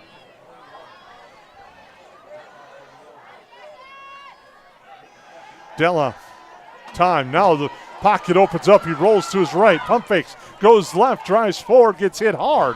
Has the first down. Pending the spot on the far side as Detloff gets the first down for the Yellow Jackets on the run. Clock to 2:26. And we'll start once the chains are in place and the official makes the call with the whistle. We're inside that red zone that has been our Achilles heel. We can certainly get there. Can we find a way to finish it? As the coaching staff has talked about that nonstop.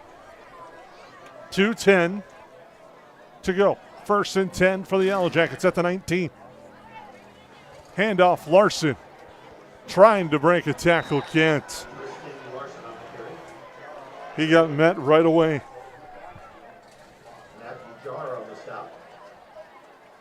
So it'll be second down.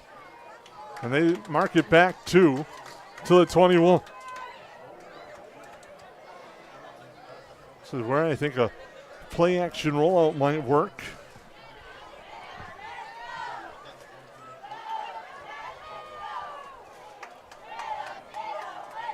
Larson's the back behind Detloff.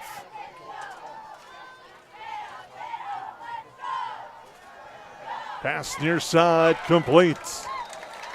As he finds Zeise leaking out. That was a good call. If only your Packers would have had a little bit of that last week. Some better play calls instead of losing to the abysmal Cleveland Browns. And I just got it in with 1:19 left in the first half. Ball spotted.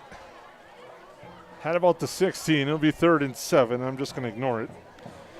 That you like too, and you're not getting a ton out of that play. It's sometimes it's like that risk for that reward of just a short gain, but it gets those guys out running, it gets those linebackers out of the perimeter, and one of those will break out for a large play if you just kind of stick with it. But I like the way they've kind of mixed it up here this drive.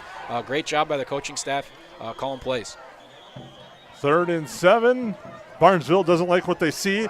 They're going to call timeout. We'll take a break with them. Yellow Jackets driving, trailing 20-0. I'm Ryan Rusted with United Community Bank.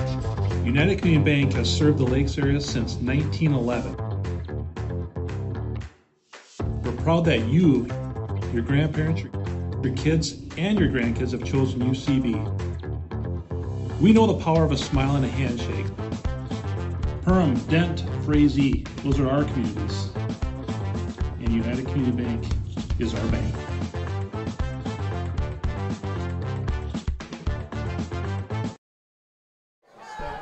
Welcome back here out of the timeout. 3rd and 7 for the Yellow Jackets. On your Hilltop Lumber scoreboard, they're looking to get on the board. That's tricky call. Like, you got the timeout, you got a chance to kind of go with, something that's maybe deep in the playbook. trying to make a play and spark your guys before halftime. At the same time, a lot of what you've been doing is working, so you don't want to go with something crazy cute and it backfires on you and you have a turnover and have that big deflating play. So we'll see what happens here. I'm excited to see kind of what the coaching staff came up with, and looks like we're spreading out at least a little bit.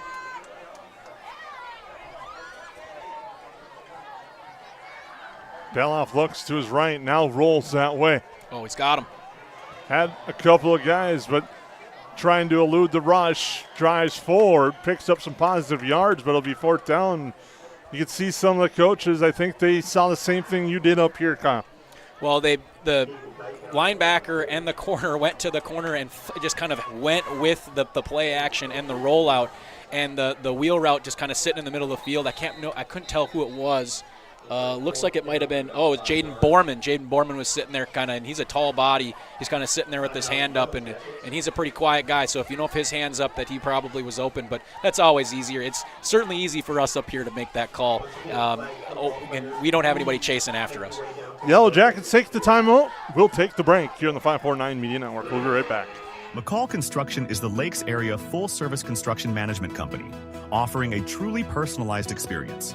From dream homes to commercial spaces, McCall Construction focuses on putting you first with experienced value engineering that delivers on your vision and surpasses your expectations. Whether you already have a plan or you're just getting started, give them a call. McCall Construction will make the entire process so much easier. Call them at 218-346-7070 or check them out on Facebook. Welcome back here to the Ted Meinhover Field. It's 4th and 5 for the Yellow Jackets. 49.1 seconds to go here in our opening half. The Yellow Jackets looking to extend the drive. And on top of that, looking for their first score of the game. Coming out of the timeout. They'll go 3 to the near side. Deloff in an empty backfield in the gun. Looks left, pumps, has time, fires. Pass complete into the end zone. Touchdown. Tate Zacharias, and the Yellow Jackets strike. And you can just feel, just the moment, not just necessarily the momentum, but just the crowd's relief in making a play in a long drive like that. And you had the trips, which brings Major Ness up to the line of scrimmage, and if you have enough time there, somebody's going to get open in the middle of the field, and great job by Tate Zacharias, and excellent pass that was shredded through the middle of the zone by Tegan Detloff. A 12-yard pitch and catch, and the Yellow Jackets are on the board. Brody Bloom on for the extra point. Snap, spot, kick. Flutters, and it's no good. But the Yellow Jackets strike, and they've cut it to 20-6 with the touchdown there and a big drive for the Yellow Jackets. And on top of that, it doesn't leave the Trojans a lot of time to work with. Much needed, Jason Grove, just for across the board. Crowd, seniors that are trying to push on their homecoming. You got a lot of guys here that are watching, that are here for homecoming game, that might come to one game this year. You want to put on at least a show just for all kinds of reasons. It allows you to go into the locker room and say, hey, Barnesville will give up points. If we can get some stops, there's going to be plenty of opportunities to come as we've started to find different ways to move the ball down the field. So many, many positives there. Now we just need to make sure we get out of this half without giving up some big play or any sort of crazy thing on special teams. And special teams have been a roller coaster a little bit tonight for the Yellow Jackets. They cut in the lead, though, with the touchdown, 20-6, and now we'll have the kick. You're going to have to pick your poison here. You kick it off to the wide side of the field over here. You got Major Ness, who's athletic. If you kick it off to the left side and you get it back there, you've got the big bad boy who averages 16 yards a carry. And that's Halverson on the near side, and sometimes I wonder, you don't see when just kick a line drive out one of the upbacks and see what happens. And along the near side, and it goes out of bounds. And I know that's easier said than done, saying just kick a line drive dart at an upback. No, it was the right idea. It kind of took a hard left kick. If one good kick there, you'd end up in a really good spot. You might actually be able to really pin them back Instead, it kind of changes everything because now they get the ball in a really good spot. Looks like they're maybe electing for a re-kick. And that's what they're going to do. That's a testament to Barnesville and what they believe their kick return can do. You do not see that taken away very much. You'd much rather take that field position. But I suppose with the amount of time that's left in the half, you'd rather have the chance at the big play. What it does is you allow them to re-kick it, but it backs them up 5. Brody Bloom with a nice leg. Call. That's a tricky call. If you can do something very similar that you just did and get the right kick, you feel pretty good that they accepted the penalty. 44.5 on the game clock. Bloom this time goes to Halverson on a hop. Picks it up at the 25. Now he's up to the middle, gets hit by a couple of guys, spins forward, driving forward. Finally swarmed under to the 45. Barnesville has 2 timeouts with 35.7 seconds to go on the score on the game clock. Yeah, you're not that mad at that, though. They took 10 seconds off the play clock. They roughly would have had the ball right there anyways, so you're okay with that. And if it wasn't for that big crack black block that happened there, we had a chance to get them, right around the 30. So kind of that risk-reward thing. But I think as a Yellow Jacket, you got to be pretty happy with how that ended up turning out. Really shrinks up the amount of time. Coming into today, Strand is 12 of 27. He does have 1 touchdown pass today. They're going to hand it off to Halverson. And Barnesville is just going to run the hurry up. They're going to save the timeout. They're coming back to the line. There's 20 seconds to go. 2nd down. Strand looking downfield. Has Strom for a moment. Now he's going to roll. Cut up field, get hit at the 50, and get swarmed under there. Now, I think Barnesville is going to use the timeout, and they do. So that was a major play in which they just tried to make it look like they were going to put the ball on the ground in their normal formation, and they sneak out that end right down the middle of the field. And we didn't have any pressure on Strand, so it looked like he was going to be able to get it up. Where we were fortunate was I think he was open, but our end fell, so he felt like he had a chance to run, and our corners did a nice job of just containing him, knowing, hey, as long as we don't give you the big play, we're going to be just fine. So it ended up working out for us, maybe with that end falling there, instead of him trying to make the big play deep. 3rd and 5 out of the timeout. There's 8.4 seconds to go. Strand on the year, like I said, he's only completed 12 of his 27 passes coming into tonight. Has 2 interceptions, so maybe it's time for number 3 if you're a Yellow Jacket fan, hoping they can get a pick 6 opportunity here and really turn the momentum of this football game. You just got to make sure you keep everything in front of you here. You can't get cute and try to make the big play and knock it down. There's just not enough time for the Trojans. Find a way to keep it in front and not allow the big play. Yellow Even if Jackets you got to do it at the 1-yard line. 4 deep in the secondary back, and now there's going to be a flag as I believe the motion man was moving forward at the snap. And Mr. Bill on the far side is going to catch that every time. And he does just that and backs him up.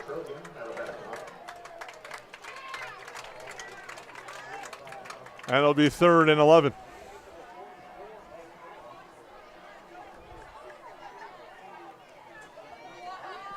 Yeah, and you're seeing the Perham go into kind of an umbrella look here. Just move everybody back, have those linebackers in the place so that you're going to keep guys in front. Know that if they do just hand the ball off, that as long as you contain and gang tackle, you're going to be just fine. They're putting the clock. They're going to adjust it back to 8.4, I believe. As that play before was whistled dead before the snap. Strand rolls to his right. Trojan going to set up a wall. Now the pitch to Ness. It's a fumble. Ness scoops it back up as Strand was blowing up on the play, but it's going to be a 1st down. That will stop the clock, but the clock will show zeros. We're at the half. Barnesville 20, Yellow Jackets 6. A good second half of that first half for the Yellow Jackets. Finding a way to stay in the football game. It sure felt like we were going to have a long night growth, and then we just found a way to sustain a drive and capitalize and get a couple tough 3rd downs and a really nice 4th and 5 we were able to score. Puts us in a position of positivity as we go into the locker room. We'll take a break. Get our halftime show. We'll come up here in just a few moments here on the 549 Media Network.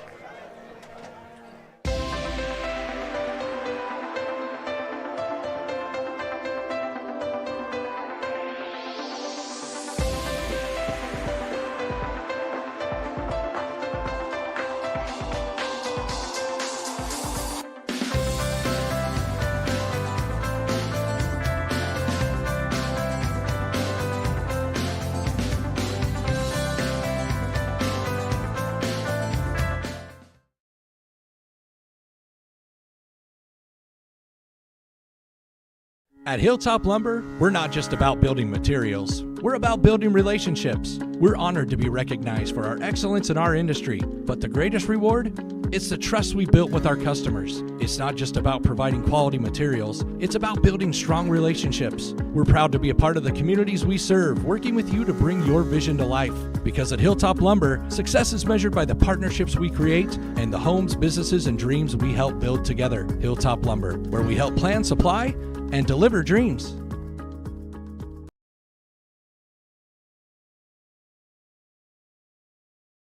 Central Market, the fresh place in Perham and Detroit Lakes, offering the freshest meat, produce, bakery, and deli products possible with great value for your money. A visit to Central Market is a journey into freshness. You'll always be able to find a wide variety of items that will result in the perfect meal for your family and friends. Begin with their meat department, and whether it's succulent fruit and vegetables, fresh baked specialties from their bakery, or the convenience of fresh deli selections, Central Market is the fresh place for your family. Go Yellowjackets! Picture this, brand new floors that make your home feel brand new. At Interiors by Winkles in Perham, flooring isn't just what we do, it's all we do. For over 35 years, our family-owned showroom has helped homeowners find the perfect carpet, hardwood, vinyl, or tile. We handle it all. Design ideas, detailed estimates, and expert installation, so you can enjoy the results, not the stress. Interiors by Winkles, where flooring meets expertise. Visit interiorsbywinkles.com to start today. Ace is the place with the helpful hardware, folks. Why would you wander around a warehouse store looking for paint when you could just swing by your neighborhood Ace? In addition to Ace's award-winning service, we have top-rated paint brands. Plus, our color matching technology allows us to match any color. So stop wandering and start painting. Head to your neighborhood Ace today. Hi, this is Mallory Stotterell and Erica Saylor from Lakes Ace Hardware. You can expect expert help for your next project at Lakes Ace Hardware, right here in downtown Perham. Perham Health is here to take care of you, to keep you crushing it. Broken bone? We'll fix it. New baby? We'll deliver. We've heard that. And yes, we can help. From life's big moments to the annoyingly sick ones, our providers have the expertise and compassion to handle it all. Perham Health, so you can keep on hitting it.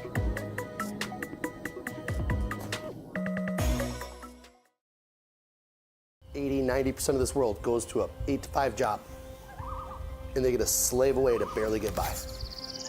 We have the opportunity to go put in the work and be able to change people's lives. Be the less than 1% in this business.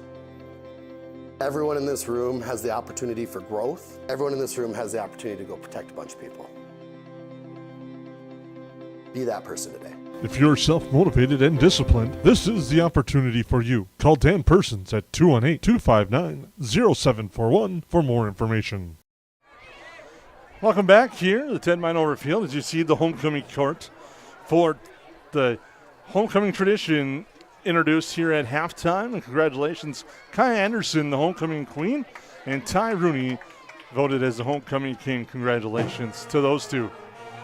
And it's been an exciting week here in Perham. Today, the homecoming parade, the Pep Fest had everyone going, and right now, what's been an exciting football game, Barnesville leading 20-6, but the Yellowjackets with some momentum at the end of that first half. Multiple reasons. That's what we had to have, and we've been talking about it a lot on the air and off the air. It's just positivity and positive plays are what you have to have, and momentum in football is unlike any other. So you can beat a dead horse here, but we're going to have to keep it going, right? We can't have a special teams blunder. We can't have a ill-timed penalty. We got to find a way to sustain it. We know that Barnesville can give you some spots to score. They've done that the last few weeks. They certainly did it last week. And so hopefully that's the message that's going in there, and hopefully that senior leadership is bringing that same energy, knowing that, hey, it's a completely different half, and all you really have to do is find a way to flip a couple different possessions, and we'll be on the right side of this. We'll take a quick break. Come back. We'll take a look at our area scoreboard. Here in Perham, it's 20-6 in favor of Barnesville on the 549 Media Network. Hansen's Plumbing and Heating provides the highest quality products and services to ensure the comfort and safety of all their customers. It's what they do. Henry Hansen, later known as Hardware Hank, first opened the family hardware store in the early 1930s in Burgess, Minnesota. Today, they are proud to carry on his legacy of hard work and honesty through teamwork, fellowship, cutting-edge technology, and forward thinking. 218-346-2422 or make a visit in Perham, Burgess, or Detroit Lakes today. Hansen's Plumbing and Heating, proudly serving Minnesota families for over 80 years. Since 1980, more families have trusted Jack Chivers Realty than anyone else in the Lakes area. I'm Blake Olson, the owner of Jack Chivers Realty. Our dedicated agents have a deep understanding of the area. We live here, and our kids go to school here. Let us find the perfect home for you and your family, or lean on our knowledge and marketing to sell your home. Find out how Chivers delivers right here in Perham. Reach out today and start packing. JackChiversRealty.com.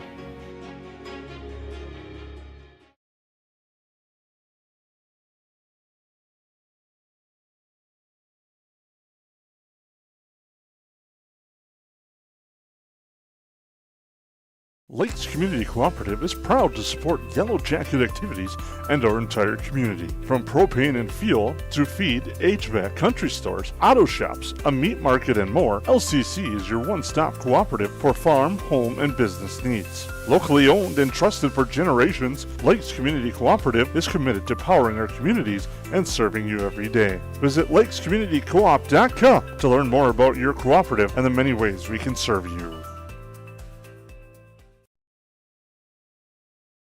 At Hilltop Lumber, we help plan, supply, and deliver dreams. We are family owned and operated, serving the Lakes area since 1988. Though Hilltop Lumber is our name, we're much more than that. We provide superior consulting and design, accurate estimates, thorough product knowledge, and on-time delivery. We have a full range of building supplies from windows, doors, decking, and siding to hardware, tools, paints, and stains. Take the stress out of building and let us help you find the perfect products for your project. Hilltop Lumber. We help plan, supply, and deliver dreams. Welcome back here. Still halftime. Yellow Jackets trailing Barnesville by a score of 20-6. Will give us an opportunity to take a look at the area's scoreboard. Thief River Falls and War Road. Thief River Falls with a 34-8 victory today over War Road. That was an earlier start at 6 o'clock. Another game that we're keeping our eye on across the area, which I thought I had just loaded up, but now I lost it for a second, was DGF and Staples Motley. It was Staples Motley with the lead in that one, 21-12 at the end of the first half on DGF. Just down the road, Pelican Rapids and East Grand Forks doing battle. Actually, it's a final.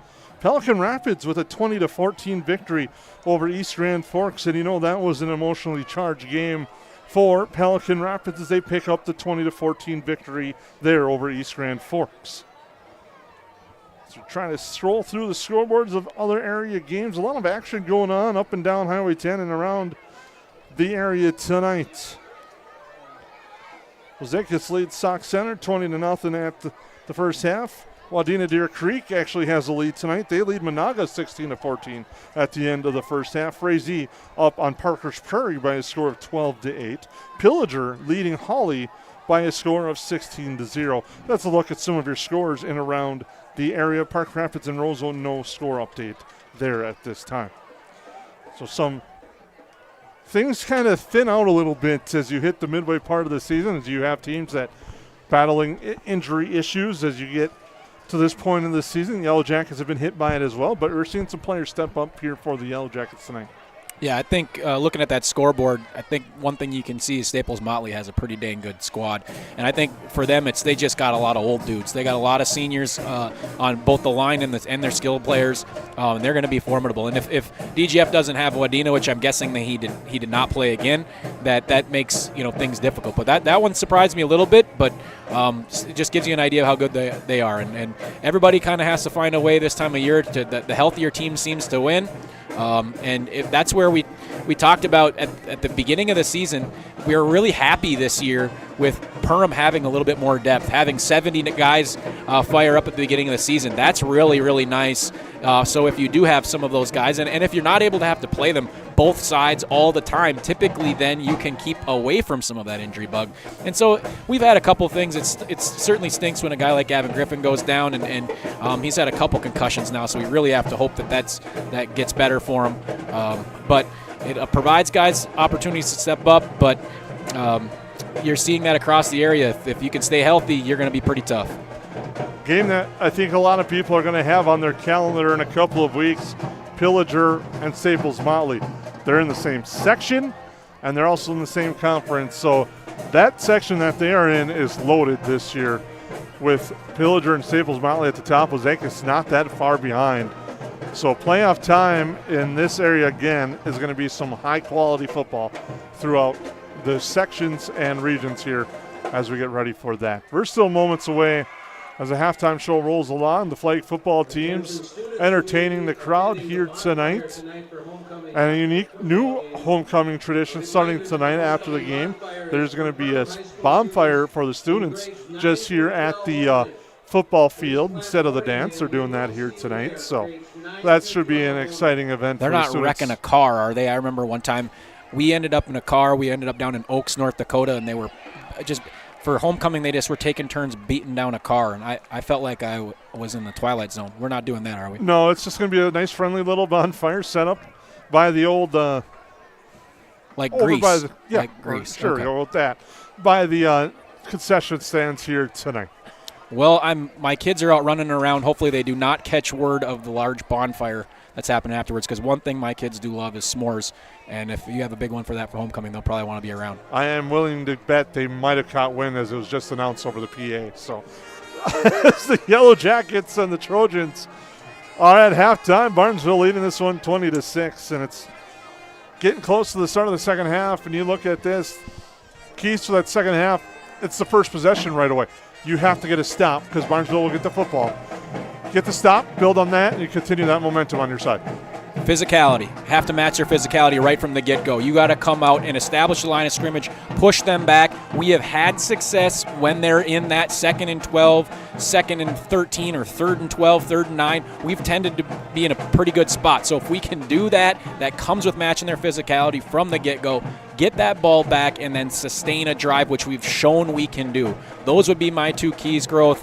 And hopefully we don't jinx it like we did against DGF. I think we're going to be in a good spot here. It's homecoming. I like where we're at. Well, I'm going to throw in another one is special teams. You got to win that battle. Got to turn that around in case if you have to find yourself in a situation where you might be punting or in a long field situation. You got to win that battle. And so far the Yellow Jackets have had one block punt, one that was kind of a low snap, and they got through.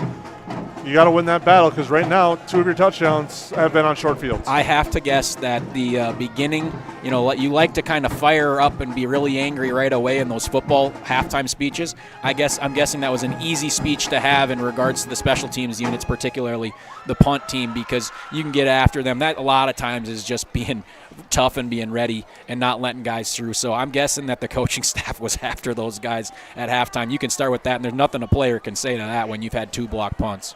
And the special teams part, we got to talk about the return game on Barnesville. Major Ness, Cam Halverson just give special teams coordinators fits. The way they're built and their speed, they get that ball, they're thinking one thing, and they're just trucking people and going upfield. Yeah, and that's why I thought we were pretty fortunate there at the end of the half to keep them contained, especially as we had to go back 5 yards and kick at them twice, and to be able to sustain that and keep in front and really not let them gain any yards whatsoever. That felt pretty good. Not just offense finishing off a drive, but then defense holding tight to finish off the half. Well, we'll take another break, come back momentarily. We'll have the start of the second half here at the 549 Media Network. Hi, my name's Wally Anderson.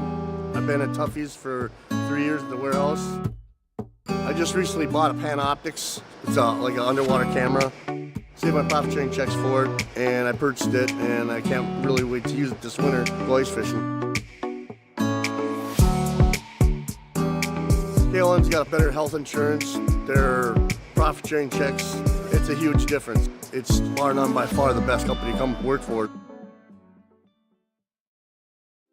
At New Horizons Realty, we're on your team. For over 25 years, we've been helping families and businesses find the perfect place to call home here in the Lakes area. Whether you're looking to buy, sell, or just dreaming, we've got the experience and local knowledge to guide you through every step of your real estate journey. As proud supporters of the Perham Yellowjackets, we believe in building strong teams on the mat, court, or field, and in the community. Check out our current listings at PerhamRealEstate.com or give us a call today at 218-346-7767.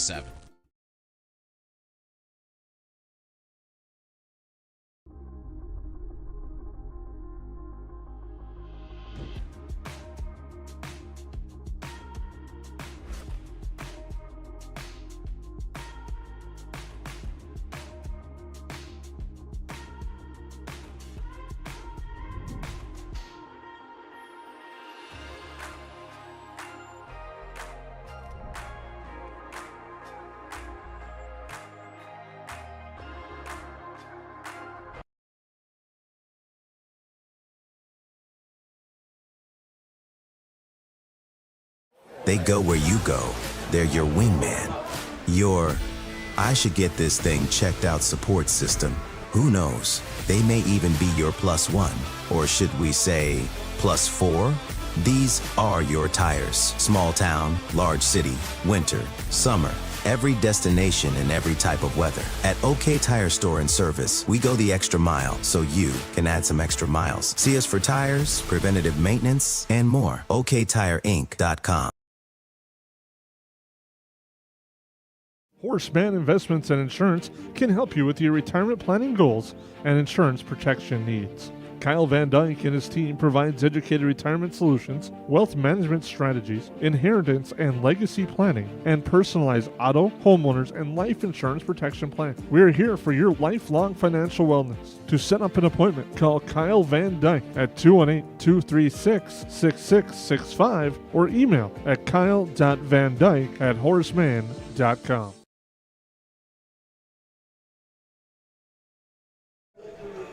Well, welcome back here to the Ted Meinhover Field. We're moments away from the start of the second half. And one of the things we haven't had a chance to talk about, the Yellow Jacket volleyball team picked up a nice victory last night over Pelican Rapids. And during that, center Cameron Coast, as you see on our screen, joined the 1,000 set assist club. She needed 15. Got that in the second set of a 3-set victory last night over Pelican Rapids, as the Yellow Jackets picked up a pair of nice Heart of the Lakes Conference victories this week over Breckenridge and Pelican Rapids, and now they get ready for what should be a tough stretch coming up ahead as they get Frazee, the Battle of the Bees, and the Dig Pink Cancer Knights at the Hive coming up, and that will be a fun one when those two teams get together. And you can see that on the 549 Media Network as well. That's on Thursday night. The volleyball team is playing really, really well right now. You come in and Breckenridge was, 11-1, and we just kind of took it at them. And you're starting to see some of those kind of younger girls kind of come in their own and play with a lot of confidence. And it's, I don't know a ton about volleyball, but we watch every single game all the way through, as my wife just loves watching it. And we really have a fun team to watch this year. We do a lot of different things well, and we certainly have seen them improve from game one to now. So credit to Coach Thompson and what they have going over there. They I think, are ripe for a good run in the playoffs.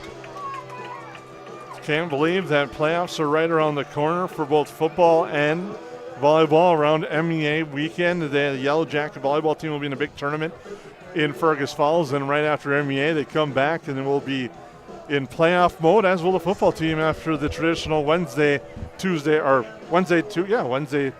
and then the following week. Yeah, it's quick. Yeah, it's crazy how much it sneaks up on you. Talk about early in the season, then just suddenly you're saying, hey, we only got 3 games left. It's definitely different than the game I coached for a long time, where that you feel like, well, you normally start a week or so before Thanksgiving and you finish when the snow's melting. And so football comes and goes quickly, and that's why I continue to say it. You got to kind of take these moments. You just only have so many of them. And so opportunity like this, down 6-20 against a high-quality Barnesville team, in front of your home fans, before a big bonfire, it's time to match that intensity. You don't go out of who you are. You don't try to make the crazy play and break something open. That's when bad things happen or a bad penalty takes place. You stick with what you know, but you continue to push, and you just have to match physicality from the start of the third quarter until you start to see Barnesville kind of understand, hey, these guys are not going to go away. Yellow Jackets will kick it off as Barnesville won the toss. They deferred their option here to the second half. One of the keys we talked about, special teams, will be on display right away. And it's actually not Ness back this time. It's Strand with Halverson. As Barnesville's made a change. And it's going to be a short pooch kick. It's a free football. Go get it! And the Yellow Jackets dive and recover it. Special teams play right away. And a turnover goes to the Yellow Jackets. Certainly by design, coach, and that may, or by the design by the coaching staff. I'm guessing they talked about it. Hey, we're going to – I love that. You come into the halftime speech and you say, hey, we're going to pooch that thing. We've been working on it. We're going to get this football right back, and we're going to go down. What an incredible start. Sorry I jumped on your call there, Growth. I just got so excited when I saw that ball flip back like a Pro V1. 1st and 10 for the Yellow Jackets at the 35. Now the Yellow Jackets need to capitalize. Zize now will go to the left. There's 3 receivers right to the left. Empty backfield for Detloff. Pressure comes. He rolls out. Fires the near side. Pass complete on a sliding catch. To the near side, Isaiah Farrell with the catch and a first down. Or just close. Isaiah Farrell on the catch. They mark him just short. So it'll be 2nd and 1. 8-yard gain. 2nd and 2 for the Yellow Jackets. Going to his right, Detloff sure feels comfortable much more than his left. And that's the typical with any sort of right-hand quarterback. But he sure threw that in a nice spot where only his guy could catch it.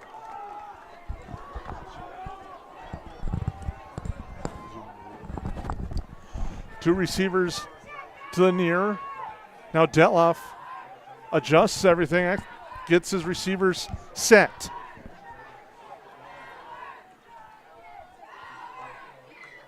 Detloff is going to keep, roll left, has the first down. No, now he's going to get second effort.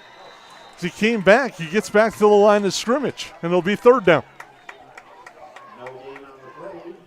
Yeah, that's one that as a young quarterback he'd want back. You know, you just got to put your head down. There's nothing cute about that. You have to – it's as short of yardage as you need there. You got to just put your head down and you got to land forward instead of trying to get an extra couple yards. Lost about a yard, it looks like, and it'll be 3rd and 2. Call it at the 27. Now Detloff under center. Last time we saw this was the push, but I don't think the ball was snapped. False start. I was just about to mention we haven't had any of those penalties tonight in any of our procedural stuff, and there it comes. So we put ourselves in from a 2nd and about a half a yard in now to about a 3rd and 7. You're going to have 2 plays to get it, but you put yourself in a tougher spot. But hey, you got to maintain positivity and find a little something in the bag of tricks here to make sure you maybe create something bigger here than just a short play. 3rd and 7. You see Dominic Reyes out wide. Maybe look for him as he tends to come in some of these passing downs. Barnesville's going to bring some extra pressure, and it's going to be Larson on the delay handoff. Trying to drive forward, gets across the 30 to the 26. It's going to be 4th and short. You hand that off there because you know you're going for it on 4th down. Looks like about 4th and 3. So it'll be 4th and about, we'll call it 2 on our screen. I don't know if Major Ness, he wasn't in on kick return there. He was really slow to get up. I don't know if he's kind of has something going on injury-wise, but keep an eye on that. 4th and short, ball at the 27.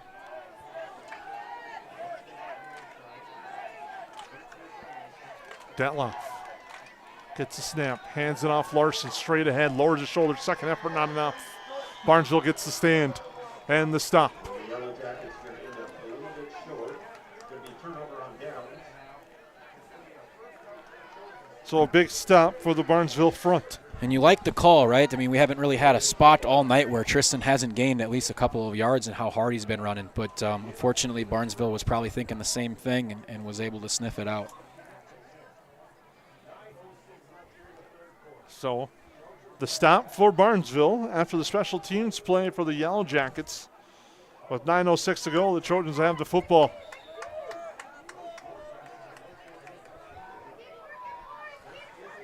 Strand to the line, looking over the Yellow Jacket front. They've definitely packed the box now. Handoff, Halverson gets to the edge. Or excuse me, that's Clement.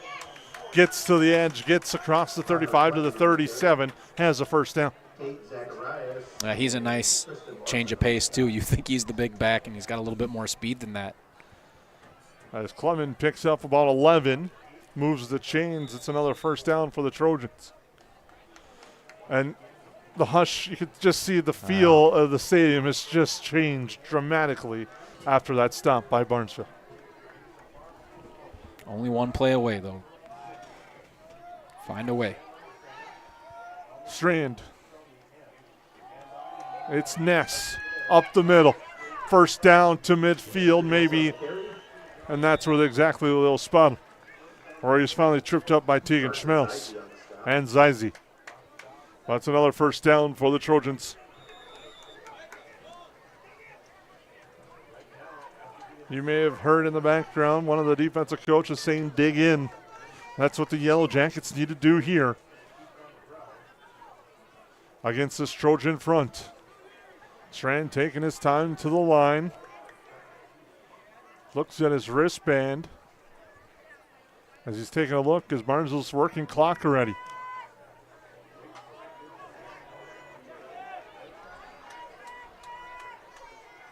Handoff, Ness.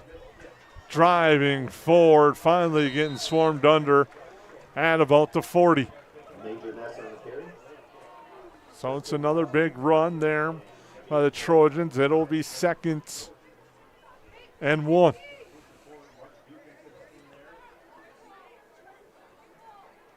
And this is where Barnesville's very comfortable. You have to find a way to make them uncomfortable, no matter what that may be.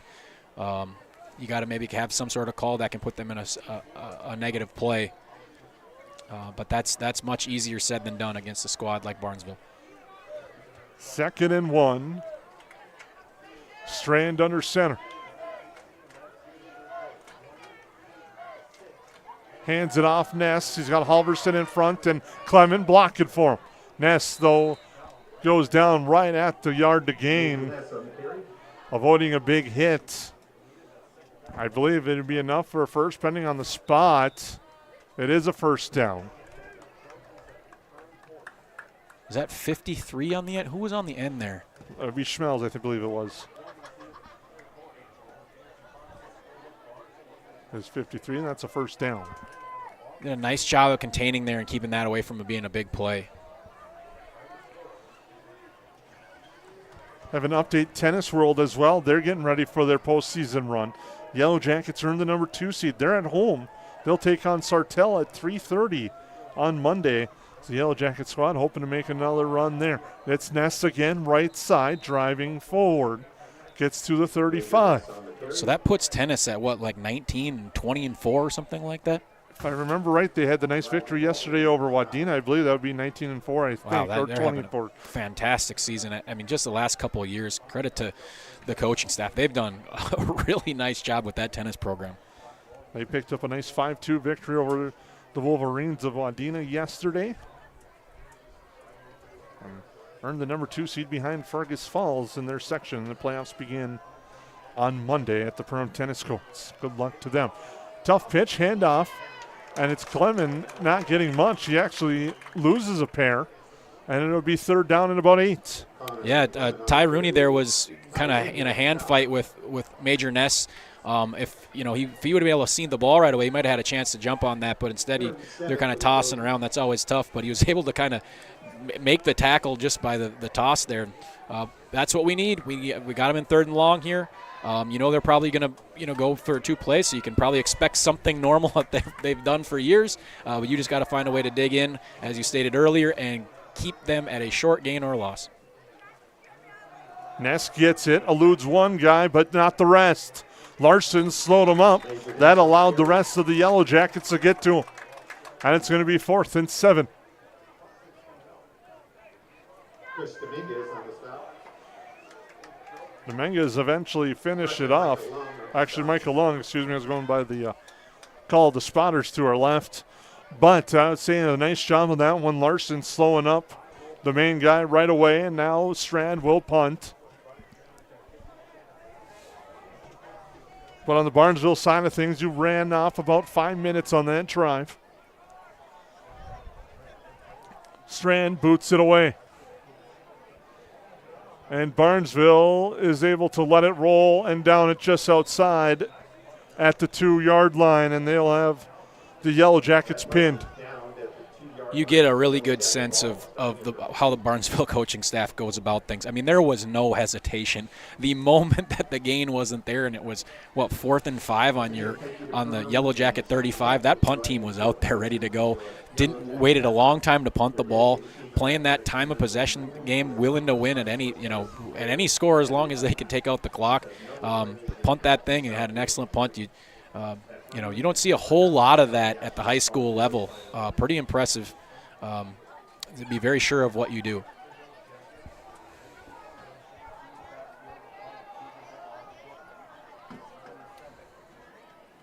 Straight ahead on the handoff, right into the pile, plowing forward the Yellow Jackets there. That's Larson on the carry. Gets about 3 on the play. You like that, though, Earl. I mean, you like a spot like that. You get a 3-yard gain, get it out of your end zone, get it up any sort of spots where you feel just sometimes you have those goalposts feel like they're right behind you. So if you can find a way, times that by 3, we should have a first down. Just keep pushing forward. Saw a football team on Sunday lose a game in this area. There's some movement on the front, and now it's blown dead. There's some movement on the defensive front. And I believe that's going to be the penalty.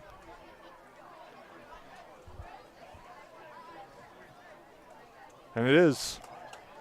Penalty on the Trojans.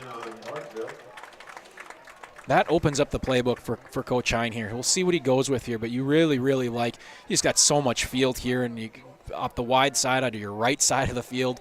You've got Detloff, who likes to move to the right, and you're in a spot where you'd like to make a big play for the crowd. Not that that's how you coach, but certainly this is an opportunity to maybe open up that playbook and throw something deep. But then, as I say that, they completely go into a compact formation. And now straight ahead again, get the first down and more. Larson burying through, finally gets wrapped up. Nice run by Tristan Larson. Logan Ehlert finally brought him down at the 25, and Larson picks up the first down. That was, I thought, I know this is going to be weird, but I thought there was a fumble, but it was a large soft cast that went flying. It was not the ball. I don't know if I've ever seen that before. And they handed it to him, and he plopped it right back on his arm. Great play by Tristan Larson. That ended up being a nice play, even though they're in that compact, and they're sticking with that formation. And the snap is fumbled, but picked back up by Detloff. Few players down on that play as Detloff falls forward. Fumbled the snap, but he did a good job picking up the football without having his knee go down, and he picks up about 4. But we have an injured player on the field, so with that, we'll take a quick break right here on the 549 Media Network. At United Community Bank, we're not just in the community, we're sewn into the fabric of it. We shop downtown, we coach Little League, we're a part of your story. We're not serving customers, we're serving families. And we've done so since 1911. We're here for your first bank account, your first car, your first home. Community is our middle name, and Perham, Frazee, and Dent are our homes. And where some banks have branches, we have roots. United Community Bank, ucbankmn.com, member FDIC. Yes, garbage is gross, but here at Steve's Sanitation, we are your trash experts with experience to back it up. At Steve's Sanitation, we know how to schedule your trash pickups without missing a beat, and we have been doing it for over 30 years in Perham and the Lakes area. Steve's Sanitation has been voted the best garbage service in the Lakes area since 2019. With 30 dedicated employees, we're here to take care of your trash. For more information, call us at 218-346-4834 or visit our website at stevesanitation.com. McCall Construction is the Lakes area full-service construction management company, offering a truly personalized experience. From dream homes to commercial spaces, McCall Construction focuses on putting you first with experienced value engineering that delivers on your vision and surpasses your expectations. Whether you already have a plan or you're just getting started, give them a call. McCall Construction will make the entire process so much easier. Call them at 218-346-7070 or check them out on Facebook. Well, welcome back. Is a nice round of applause for Matthew Jarr as he's getting helped off the field for Barnesville as we come back here to the Ted Meinhover Field. Thank you for tuning in to tonight. It's been a lot of fun bringing you tonight's action here from homecoming. As there'll be 2nd down and 7 for the Yellowjackets on your Hilltop Lumber scoreboard. Getting that wishbone. Confusion ends up being Zeise getting the handoff. And it will be 3rd down. Well, we got a moment here and wish good luck to the Yellow Jacket cross-country running teams. Tomorrow, there will be in North Dakota in the border battle on the event that features over 100 teams from North Dakota, South Dakota, and Canada, as well as Minnesota in the Grand Forks border battle, which is one of the biggest in the area, and it's their biggest this year with over 100 teams and the biggest in the history of the border battle. Good luck to the Yellow Jackets in that. We got a stoppage on the field and a timeout called by Barnesville. Timeout, Barnesville. With that, we'll take a break. 20-6, your score on the Hilltop Lumber scoreboard. 2:17 to go here in the 3rd quarter. Central Market, the fresh place in Perham and Detroit Lakes, offering the freshest meat, produce, bakery, and deli products possible with great value for your money. A visit to Central Market is a journey into freshness. You'll always be able to find a wide variety of items that will result in the perfect meal for your family and friends. Begin with their meat department, and whether it's succulent fruit and vegetables, fresh baked specialties from their bakery, or the convenience of fresh deli selections, Central Market is the fresh place for your family. Go Yellow Jackets. Welcome back here to the Ted Meinhover Field. Beautiful Perham, and what a beautiful evening it is for high school football, homecoming night. It's 3rd down for the Yellow Jackets. We'll call it about 5 now. Deloff gets the snap, looks here to the near side. Drops the screen off, it's complete to Zeise.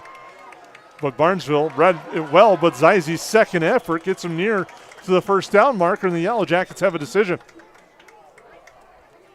Depending on the spot. Oh, man. There it is. Yeah, I thought he was real close there. That's great. What second effort by Zeise. That play looked like it was swallowed up. We've been waiting for that screen all night, and they got it, and I think Barnesville's waiting too. But just the effort by Zeise to just take 2 defenders and push and create that 1st down, that certainly can spark an offense.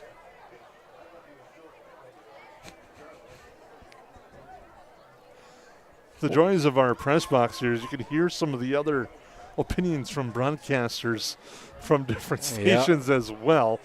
They differed with our view on the spot. The Barnesville spot was not the same as the Yellow Jacket spot. I'm glad that we were right. Deloff. Now the pitch. Larson to the left side. Nice pursuit by the front of Barnesville on that one. And it'll be 2nd down. Tristan's, after having that stinger, that shoulder stinger, he's, with every hit, he's having a hard time. We got to, for his own well-being, and then also to keep him, it's hard to hold that football if you're constantly hitting that shoulder. That seems to be bothering him. Talt's hanging a little bit. But he's battling through and has come up with several big plays.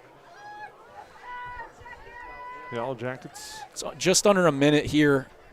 So, possibly kind of that last play here of the of the 3rd quarter. We're kind of into the wind here too, but we'll see what happens.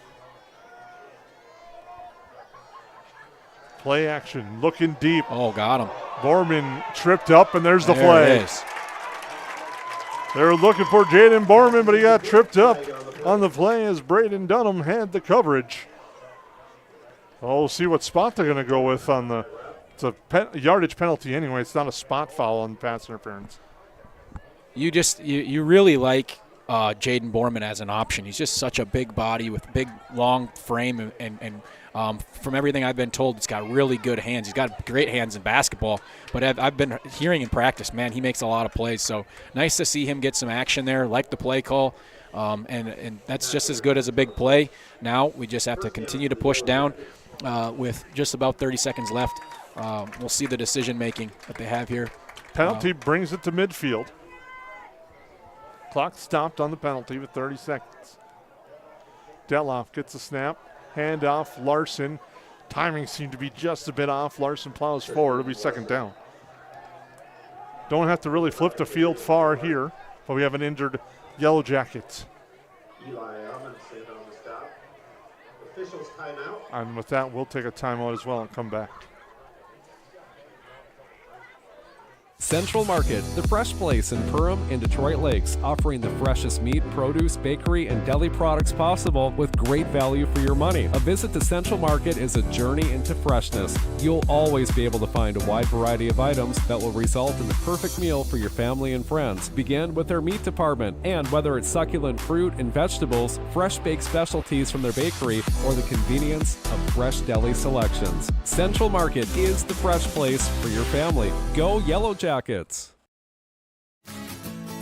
Hey, it's Tucker again. Did you know?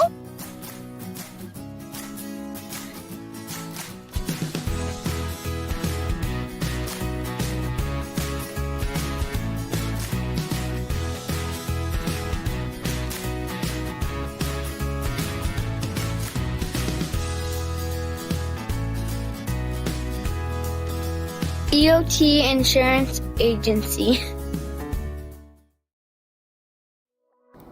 Perham Health is here to take care of you, to keep you crushing it.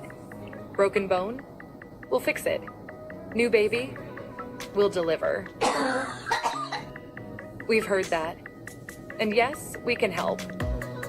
From life's big moments to the annoyingly sick ones, our providers have the expertise and compassion to handle it all. Perham Health, so you can keep on hitting it.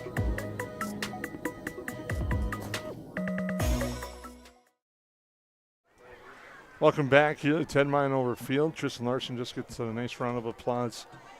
I see he's coming off under his own power, but with the limp, and he's been banged up here tonight. He's taken a beating, but he's also delivered one as well for the Yellow Jackets. Yeah, I think that, they start to add up. He just plays so incredibly intense, and it's just hard to sustain that going through. Hopefully he's okay. Now the Trojans will go to their sideline. The Yellow Jackets, well, that's going to be the end of the quarter. They're going to let it run out. Don't really have to flip the field. It'll be fourth quarter when we come back. Here on the 549 Media Network. It's something new every day, some different stuff to do. It's not the same monotonous thing over and over again. Everybody works together. Everybody knows everybody. We all get along just well. It's just a great company to work with. It's like a big family here. It's just everybody gets along with everybody and everybody clicks. Everybody just helps everybody out. And it's a pretty awesome job to have.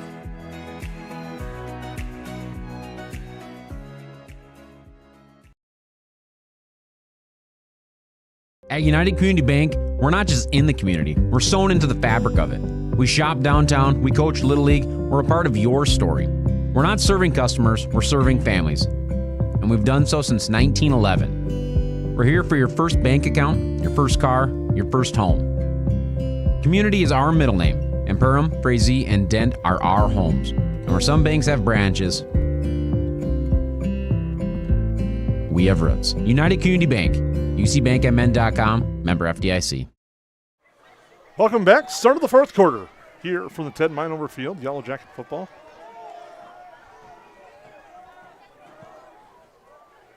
They'll send Rooney in motion. High snap. Ben and Aaron snap. Deloff scoops it up, though. Has time. Fires to the right side. Didn't panic. Throws a tough pass. It's going to be incomplete. On the far side, looking for Isaiah Farrell. It'll be 3rd down and 10. Right there, you're just happy you avoided disaster. And we almost ended up getting a gain out of the play. So nice job of Detloff kind of keeping his composure and not, found the ball, found the football, created some space, and try to get a play out of it. You're just happy that, you get back to 3rd and 10 instead of 3rd and 25. Well, I think you're right on, Kyle. A lot of times at the high school level, you see that play turn into another fumble or eventually an interception going the other way. Yeah. But a nice headsy play there by Detloff. 3 receivers here to the near, 2 to the far for Detloff in the gun, empty backfield. Now Detloff's going to take off on a designed run. Gets across and steps out of bounds. Depends where the left foot is, where they mark it. And it's going to be at the 39-yard line, and it's a Yellow Jacket, I believe, 1st down. They're moving the chains, and they do. It's a Yellow Jacket 1st down. I think was that a design run? I thought so. Yeah, I think it was very similar to the play for the touchdown. In that case, they're able to just kind of move, push and flood everything to the middle of the field, which allows Detloff that space to run off to the short side of the field. I think you're right, and I think that was an excellent play. 3 receivers, right? 2 to the left side. Detloff again in the gun here. The ball in the near hash. At the 39. Drops back. Now is going to take it down. Didn't have time. Gets back to the line of scrimmage. They're going to say he loses a yard. So that will go down in the official scorebook, I believe, as a quarterback sack for Ron Burns. Parker Strong on the stop. We'll have to check those stats later on that one as it's 2nd and 11. Because it was a pass, then he took off. But yeah, it looked as if the pocket was holding a little bit better than it. I don't know if he necessarily had to take off, considering he certainly had options out there with 4 different receivers running around. It just, it starts, sometimes you feel those ends coming in and you start to move up in the pocket, and I think that's maybe what the Trojans wanted. 3 receivers again to the far side for Detloff here on 2nd and 11. Gets a snap. Now he's going to take off left side. Now cut up the field. Gets a nice stop and a block there at the 30. Drives forward and is finally brought down inside the 30 at about, it looks like, the 26. Nice job there on Detloff on his 2nd cut of using his wide receiver as a good block to pick up the 1st down. And also, you can kind of see the theme here. They're going, all right, it's 4th quarter, and maybe they talked about it pre-game or throughout the week. Hey, once we get to the 4th quarter, let's spread them out a little bit, really spread them out. And then, Detloff should have some pretty fresh legs. Let's use his legs a little bit, because as they haven't ran this formation a ton, and suddenly now Detloff's off and running. So look for maybe more of that, as there was success in a couple of those plays.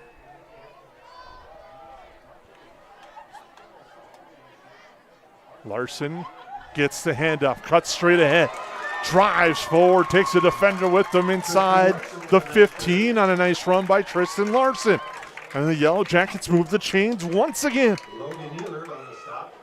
Ehlert finally brings down Larson. It'll be 1st and 10 inside the 15. Or right at the 15, they mark it. Maybe hear the train in the distance. The Yellow Jackets hoping a train horn can go off as they get in the end zone. 10 minutes to go, 4th quarter. Larson again, straight ahead, flips over, just short, inside the 5 to the 4. It'll be 1st and goal. Love the way our line is popping up. From breaking the huddle to getting up there and flying off the ball, you're seeing that's where the success is coming. And, we certainly seem like the fresher team this 4th quarter, but it does not matter if you don't pound this thing in the end zone. 1st and goal at the 4 for the Yellow Jackets. Larson again, out to the right side, leaning forward. He's into the end zone. Touchdown, Tristan Larson, and the Yellow Jackets strike.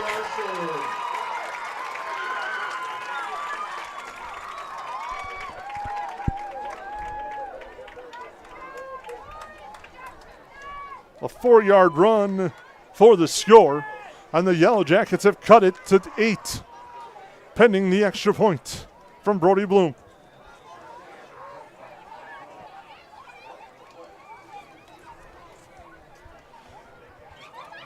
Snap, spot, kick is good, and the Yellow Jackets have cut it to 7.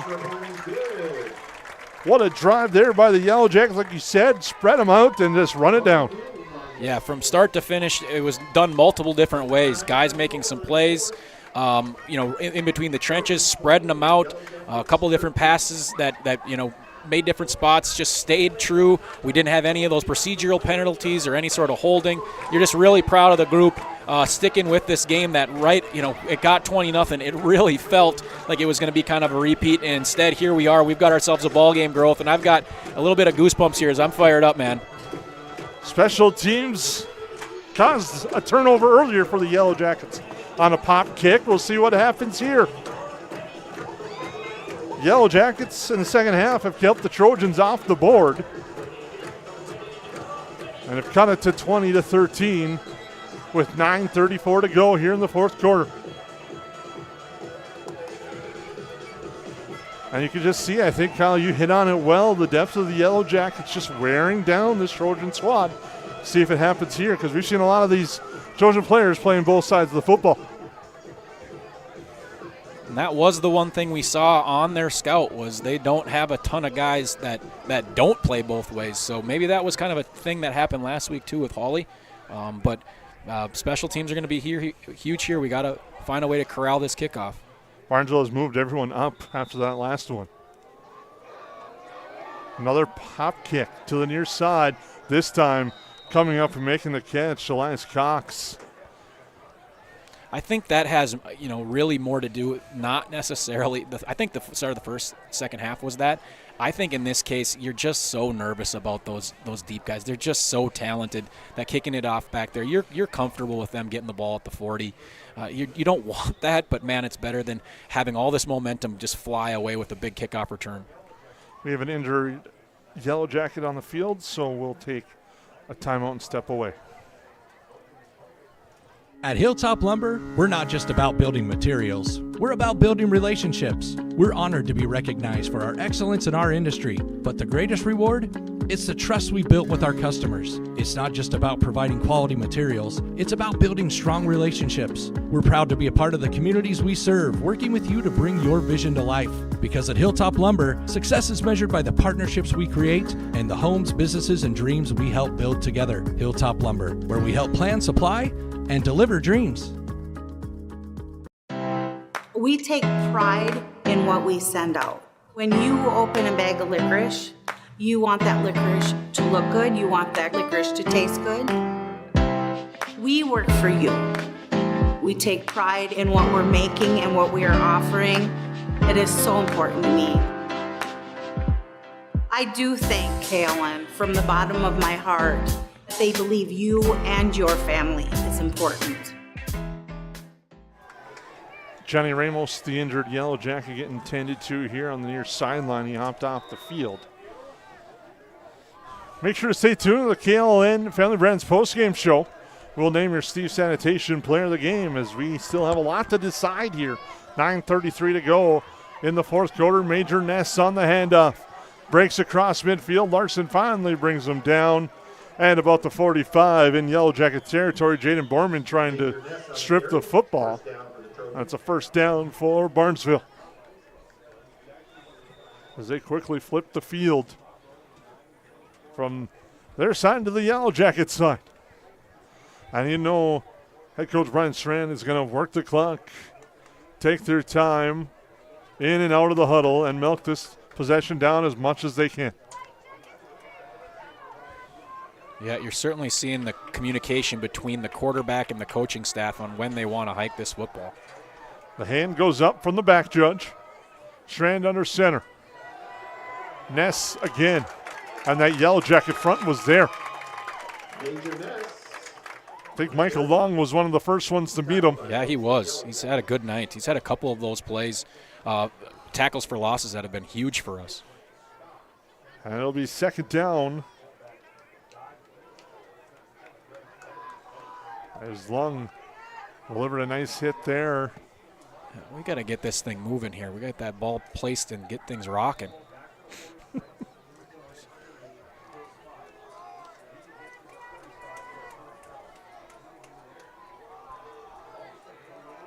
Again, Strand taking his time. He's going to take a look. There's the arm up, the count. Now he gets under center, sends a man in motion. That's Coonan. Pitches it out. Halverson. Halverson off the edge. He's got a block. Drives forward to the 39. They're going to mark him at the 40. That's a good play for them because it just gets it out wide to him early, and he knows he can just get downhill. And you're asking a lot of those. We're fortunate, and I think what's held Halverson down a little bit is we have a really good linebacking core. Hopefully Ramos is out there at some point, but that's been able to, imagine some of those smaller linebackers. If you get him out in space and you're trying to tackle him, I think I'd probably just get out of the way. Ramos getting his ankle heavily taped. That might be one of the fastest tape jobs we've seen from Colton Lehman in a long time. As Ramos is going to test that ankle here on the near sideline. It's Ness. Nope, it's not Ness. Excuse me. That was Halverson, I think. It was. To the 36. And it'll be 4th and short. Come on now, Perham crowd. We got to get into this game a little bit. This is a big play here. Can hear a couple, but like you said, here's a chance. 4th and 1. Trojans to the line. Tighter power tee than we've seen all day from Barnesville. They're going to run their version of the push. The ball came out. Yellow Jackets think they have it. Waiting, there's a... And even if the ball comes out, it depends on where that thing ended up if it did come out. Officials are going to discuss. We're waiting for an official point. Barnesville says it's theirs. Trojans have a first down. First down, Trojans. Yeah, that's a tough one for the officiating crew because you're not only worried about where did he go, well, then the ball comes loose. So they did a nice job there kind of gathering everything and making a call. Well, we know how much the NFL officials love that style of play. And you knew it was going to trickle down at some point. Yep. Strand. He's going to keep it on a nice fake. He has the edge. He's at the 20, the 15, 10, slides down at the 10-yard line. It'll be 1st and goal. Jacob Strand on the quarterback keeper. First down. Strand is not without a little bit of the schematics after the play. He sure likes some of that other stuff. But the excellent run there to the corner. He had space and just kind of followed along all the way. And then when he felt he didn't have any more, he just kind of went down to save some of that energy. But excellent play call. They hadn't ran that kind of all night, but besides, I think, one play, and that really puts us in a tough spot. 1st and goal at the 10 for the Trojans as they look to answer the Yellow Jacket touchdown. 5:50 and counting on the clock. Coonan, handoff, swarmed under the backfield. Larson run it right away. So it'll be 2nd and goal from the 12. Exie as well was in there.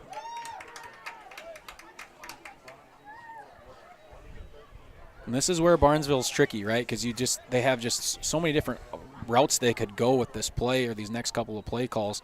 And so you just have to be so sure in what you're doing, and you can't take any of the cheese if there's any sort of deception. Well, you can't let the tight end leak out and be left open. There's the fake. Pressure comes, and it's swarmed under. What a play there. Jack Exie swarms under the quarterback Strand and gets the sack. Barnesville was looking for a flag of some sort. They're not getting it. And it's going to be 3rd and goal. Well, I think what happens is, as I mentioned earlier with Strand and kind of every first down call, that there's a little extra on that, and you got to be careful there. You make that huge play. If there's some sort of personal foul there, just really crush the big stop that you just made. Now we got to do it again. And the Yellow Jackets are going to have to call a timeout because they had too many men on the field. The Yellow Jackets get the timeout. 4:36 to go. It's 3rd and 19. 3rd and goal. We will take a quick timeout, come back here to Ted Meinhover Field. Hey, it's Tucker again. Did you know?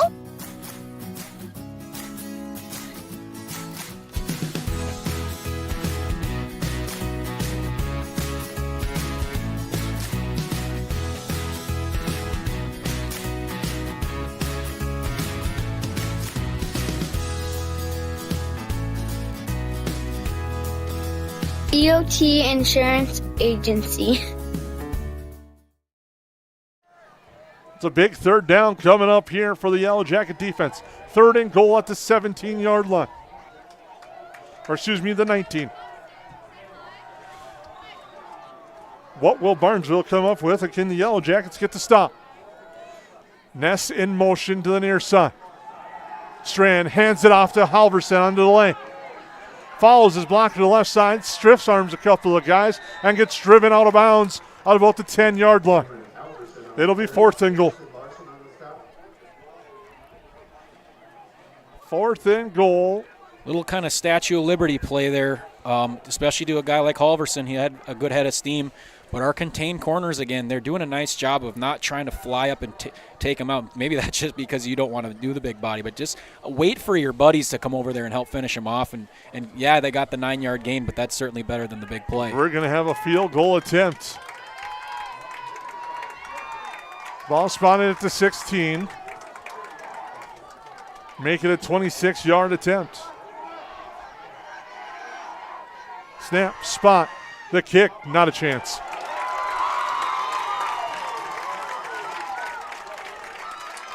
Was that blocked? Was that tipped at the line of scrimmage or just a kind of a shank there? Because we've talked about it before. Special teams in the first half played a huge role in the half and how it went.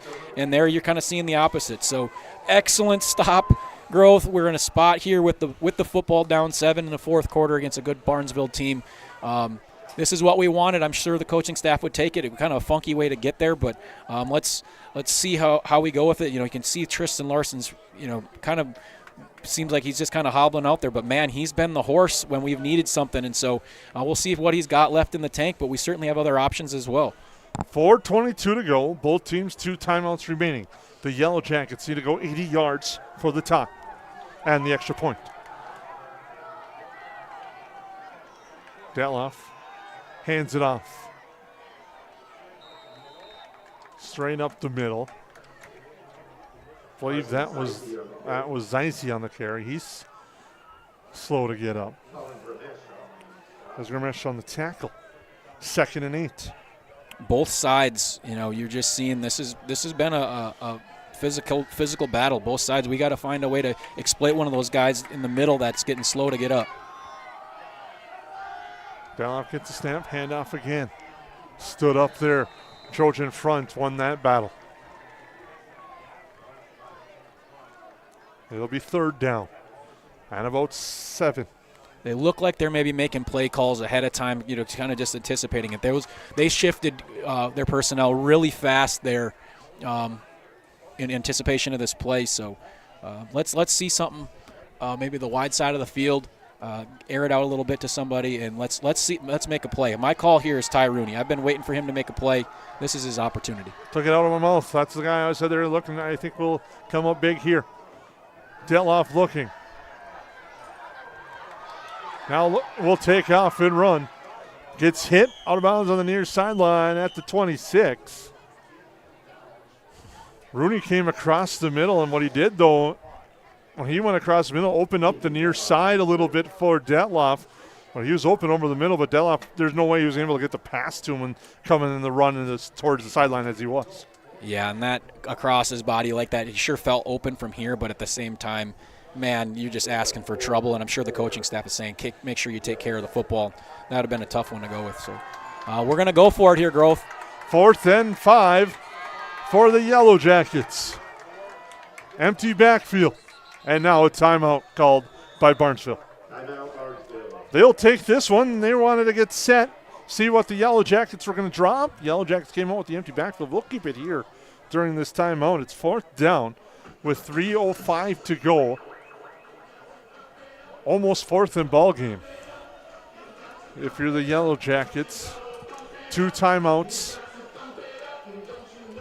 Yeah, and that goes back to Barnesville in this time of possession game. I said earlier, they don't care how they win as long as they're the ones that come out on top, and that's how they are as a coaching staff. And I always appreciate coaches that you know who they are and you know what their role and you know how they're going to play, and they stick with it. And so that's probably been part of why we're down to maybe one last possession here, and that's probably why Coach Hines saying, hey, if we don't get this 4th and 5 or we punt this thing, we might have to take our timeouts. They're a couple first downs away from putting this thing away. So I like the call. You put yourself in a position to have a chance at winning this football game. You're at a 4th and 5. You got to go into the huddle and say, what's our best play for this, and then you got to get the guys to believe in it.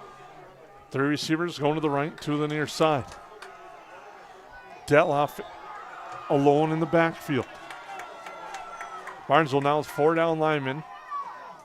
They're kind of up. They're trying to, I think, get some movement. Now they adjust. I think Detloff changing the play. Or the protection at least. Detloff drops. Fires the pass in and out of the hands. And it's incomplete. Looking for Zacharias. A little bit behind, but he was unable to make the catch, and the turnover on downs gives it to Barnesville. Yeah, that ball had a lot of heat on it, and he was just coming out of his break, and being that it wasn't directly at his chest, it was just kind of hard one to come back to. He got his hands on it, but that was a really hard catch, and it wasn't a bad pass because you're trying to make sure you sneak it in there. Just didn't go our way. 3:01 to go. Pending the timeouts, a first down could pretty much do it for Barnesville as they have the ball at the 26. Strand to the line. He keeps it off the edge. He's got a couple of blockers now, cuts upfield, drags a couple of defenders with him, close to the first down, just short.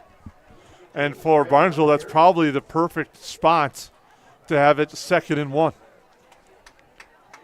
Yeah, and you got to hope these Yellow Jackets watch the Vikes game and watch Isaiah Rogers and give it a chance. You find a way to punch the ball out there. He did have it. It was a great fake, and he's out wide there.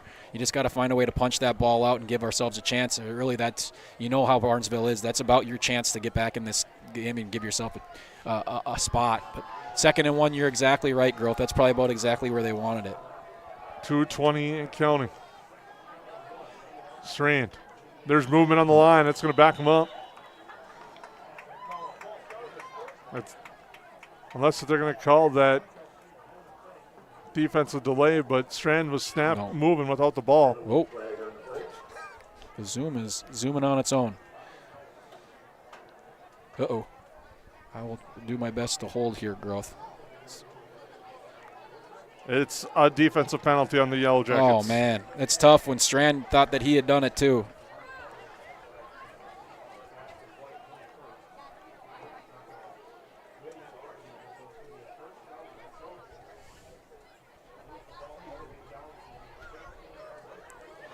First and 10 for the Trojans. Results in a first down for the Trojans. Clock runs as we approach 2 minutes. Yellow Jackets again, 2 timeouts remaining. Think you can try to pin them back and then use your first one. Strand again on the keep. Has the corner. Has the end zone. Touchdown, Trojans. Strand on the run of 11 yards. Nope. Hold on. Oh. Hold on here. We've got ourselves a hold, Growth. Penalty flag on the play. I heard the whistle. I did not see the flag because it landed right on the line, so we didn't see it. But plus, I'm focused on not zooming, this camera zooming out. But that's a big spot for us. Gives us an opportunity here. Time is of the essence, but it does allow you another opportunity to maybe strip a ball out. Just use your timeouts and see what happens. But that's a big break for the Yellow Jackets. 1:49 to go. First and about 20. So we'll try to work on that camera, a new auto zoom function that we're working on now that we've started. Strand under center. Hands it off Coonan, left side. Gets wrapped up and driven back. Now the timeout. Connor Clement on the carry. They're going to have to reset to the play clock. Or the game clock, excuse me. And I believe the sideline is all over it and the officials are all over it. Timeout, Yellow Jackets. Yellow Jackets will take their second. They have 1 remaining.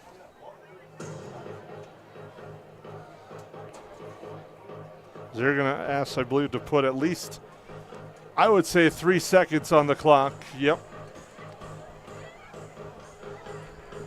I'd say at least 1:40 when I took a look when the clock ran off.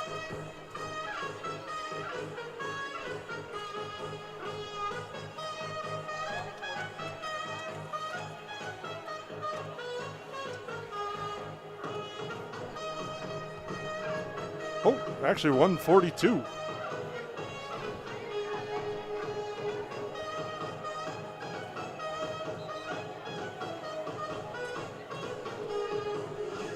Second and about 15.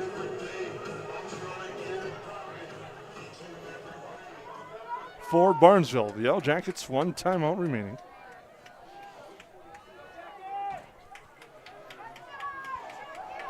With 1:42 to go.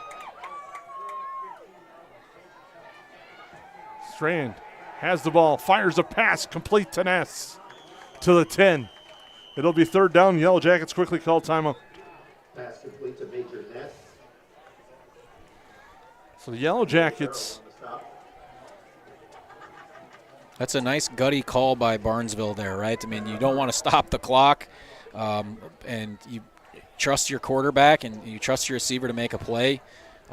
You know, that's one, especially out of timeout. You know, I suppose, you know, Coach Robertson saying, hey, they're going to have to run the football here. We got to come up and then they end up doing the opposite. But you got to have a lot of trust in a high school quarterback. So testament to the coaching staff, trust in their 2 playmakers.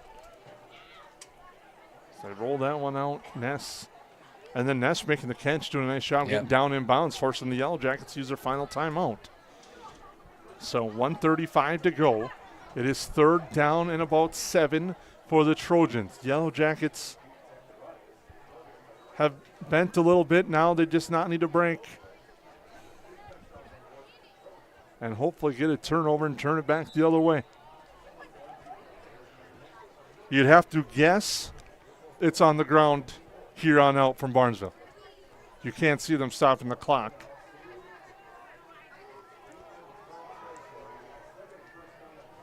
Third down and 7. Clock 1:35 to go. Trojans with the ball in the lead, looking to seal the game. Yellowjackets looking for a stop and a chance. Halverson, handoff. Right side, wrapped up. It's going to be 4th and short. At about the 4, he gets 2. It'll be interesting call here. You know, they didn't hesitate to kick a field goal last time, and this is, you know, pretty much an extra point. So I'm thinking the result of that last field goal might make them hesitate. I would agree with that. But if I'm Barnesville here, I run it all the way down, call the timeout, and then you have 40 seconds to think about it, or 30 seconds to think about it. And I think that's what they're going to do. As it's not as close as I thought it was. It's going to be 4th and 3 at about the 4, and they're going to run this down all the way down. We're under a minute to go at 50 seconds, and the timeout is coming. And you see the coach, and there it is. Yeah, it's a tough one, right? Because if you trust, you know, and Strand's a guy, he trusts his guys. And so, hey, you say, if you trust and say, hey, we make this field goal, it's a short one, it's an extra point, we win the game. And the same way, you might be saying, hey, all we need to do is gain 3 yards, but if we don't get it, now they got a chance to make the comeback. But if it were me, I certainly would be going for it, especially if I would be doing it regardless, but then they missed that one. But it just was interesting they went for the 26-yarder earlier. You go 4th down here, even if you get a yard and you get stopped, the Yellowjackets have to go 95 with no timeouts to tie. Yep. Yes, the clock does stop in high school football on 1st downs. That's asking a lot to go 95. Yeah, and you're asking for maybe a possibility of a blocked kick and stuff like that. So I'm sure they're going for it. I thought it was interesting they didn't go for it earlier. But now if you're the Yellowjackets, you can't defend just the run. Everything is open here with Barnesville on 4th down. 4th and 3 for the Trojans, leading by 7. They break the huddle. Yellowjackets hoping for the stop. 47.5 seconds to go. Trojans looking to seal it. Strand. Halverson right side, gets stood up. It's going to be a battle of wills. No, he didn't get it. And he is short. He did not get that ball. There we go, Grove. And the Yellowjackets get the stop. Nice effort by the Yellow Jacket front, and they have a chance. We have seen miracles here on this field before. Can the Yellow Jackets pull one off tonight? 41.5 seconds to go. 1st and 10 for the Yellow Jackets at their own 3. What I'm so proud of even as we get to this end here is they've really found a way to push and push and push, and we've screamed, hey, you got to match who these guys are, and they've done that. To stand up a guy that averages 16 yards a carry going into the game, you knew he was going to get the ball, and for them to gang tackle like that and make the play, that's just a testament to the growth of this team, and I think we're kind of seeing this team grow right before our eyes. Now we just got to find a way to make a big play.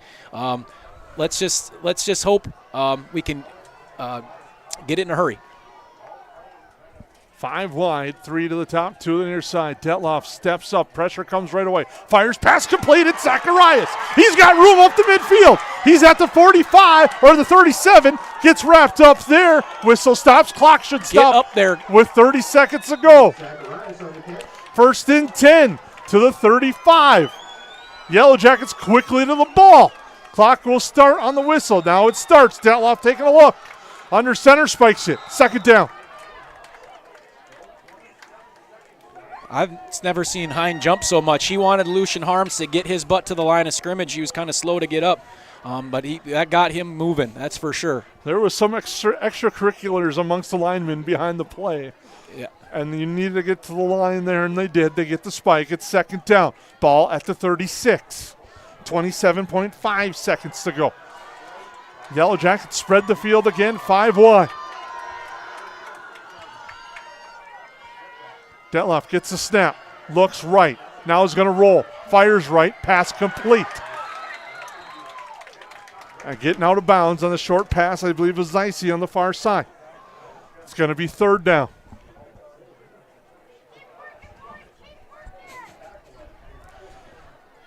Third down for the Yellow Jackets, 22 seconds to go. You'd like to have taken advantage of that last play. They played pretty standard D up the line of scrimmage with their linebackers pretty tight. You'd like to see that be the opportunity to maybe go deep. Now you got them a little bit different spot. Now you're seeing that, particularly Strand, he's almost playing center field now as they continue to get told to go farther back. And for the fans, I'm trying. I'd like to zoom in a little bit, but it continues to go backwards, so we're going to kind of have to watch it at this angle. Detloff pumps, fires, pass, far side is caught and going out of bounds. And that's the defensive line of Barnesville. You probably had a better route you're looking towards, but Detloff just did not have time to make that decision. He had to get rid of the football. That's Zeise on the reception. 4th down and ball game now for the Yellow Jackets. 18 seconds to go. Again, the Yellow Jackets have no timeouts. It's 4th down. Ball at their own 40. 3 receivers near side, 2 to the far side. Detloff gets the snap, has time, steps up. Now looking to take off, gets the 1st down, gets out of bounds at midfield. The Yellow Jackets 1st and 10, 12 seconds to go. Kyle, I think we're getting close to that hook and ladder time. We know we've seen it here before. Anything that you do has to be sideline or it has to be for a touchdown. That's a really hard thing to do because even something middle of the field to try to get you a little bit closer for a Hail Mary, you're not going to have enough time for it. So whatever play you have for here, whatever you've got here, you got to be ready for it, and you got to get the guys to the line of scrimmage right away afterwards. And the gun again. Detloff gets the snap. Looks right. He's firing deep. Pass is intercepted. It is intercepted by Logan Ellerts, and Barnesville will hold on. And that's just a tough one as a quarterback, right? You have that corner up and you feel like you've got them beat. You put a good throw on it. The problem is those two, they're playing cover two. Those 2 safeties are playing so far back. They're just sitting there waiting for it. And in that case, a lot of times they'll just be told to knock that thing down, but instead it was just too easy of an interception. But big play there. Tough way to finish this game. Love the tenacity and fight of our guys, but still coming up short. Strand takes a knee. That will do it. But what a battle it was tonight between Barnesville and Perham. Logan Ellert, the big play to end it for the Trojans to get the win by a score of 20-13 on your Hilltop Lumber scoreboard. We'll take a quick timeout. come back. KLN Family Brands postgame show to wrap everything up here from the Ted Meinhover Field. Support and attendance. Have a great evening and weekend, and please travel home safely. We take pride in what we send out. When you open a bag of licorice, you want that licorice to look good. You want that licorice to taste good. We work for you. We take pride in what we're making and what we are offering. It is so important to me. I do thank KLN from the bottom of my heart that they believe you and your family is important. At United Community Bank, we're not just in the community, we're sewn into the fabric of it. We shop downtown, we coach Little League, we're a part of your story. We're not serving customers, we're serving families. And we've done so since 1911. We're here for your first bank account, your first car, your first home. Community is our middle name, and Perham, Frazee, and Dent are our homes. And where some banks have branches, we have roots. United Community Bank, ucbankmn.com, member FDIC. Yes, garbage is gross, but here at Steve's Sanitation, we are your trash experts with experience to back it up. At Steve's Sanitation, we know how to schedule your trash pickups without missing a beat, and we have been doing it for over 30 years in Perham and the Lakes area. Steve's Sanitation has been voted the best garbage service in the Lakes area since 2019. With 30 dedicated employees, we're here to take care of your trash. For more information, call us at 218-346-4834 or visit our website at stevesanitation.com. Welcome back to the KLN Family Brands postgame show. I'm Jason Groth, Kyle Haberman here to wrap things up. And tonight, the Barnesville Trojans hold on a heck of an effort in the second half from the Yellowjackets as they pick up a 20-13 victory over the Yellowjackets here tonight on homecoming. But Kyle, this Yellowjacket squad continuing to make some great moves moving forward. I think they found a lot of things tonight that it's going to really help them going through the stretch run. Well, I think everything kind of culminates in the end of that first half, right? They were able to get a stop, put them in a manageable position, and drive the ball down the field and get it to 20-6 at halftime. Instead of being 27-0, it ends up being 26, and it just gave the guys life. And I'm sure that's where Coach Hein is going with it. Football is that way. If you can just create some momentum on your side, if you can create some plays, and you got to find leadership that's going to continue to push. And I thought Tristan Larson was that guy at moments where where we felt like, oh man, are we in trouble? And suddenly he breaks off a 3rd and 8 that gets a 12-yard gain and gets us fired up. And so there was a number of guys that really stood out, but I just was really proud of the effort getting back in the game. And as a coach that's trying to build a program and trying to turn this thing into a juggernaut, I think this is one that Coach Hein can go home and say, hey, we don't take moral victories. You never do that. But at the same time, you feel pretty darn good about how your defense performed, and then just you sustain drives. Just a couple of, really you look back at the time and you're going, well, geez, we're getting our butts kicked anyways. But those 2 punts really turned out to be vital mistakes, and that's something that the coaching staff will be, harping on throughout the week. A lot of things when you look back at this game that could go either way in the way it did, but Barnesville coming up with the big stuffs. But things that I looked at for the Yellowjackets, they kind of changed things around a little bit, setting that tone, that opening kickoff to start the second half with a big special teams play there that they were able to build on, unable to score off of that. But what I would say, if you're building forward, looking forward, you're not talking about moral victories, but here's a spot. You shut out Barnesville in the second half.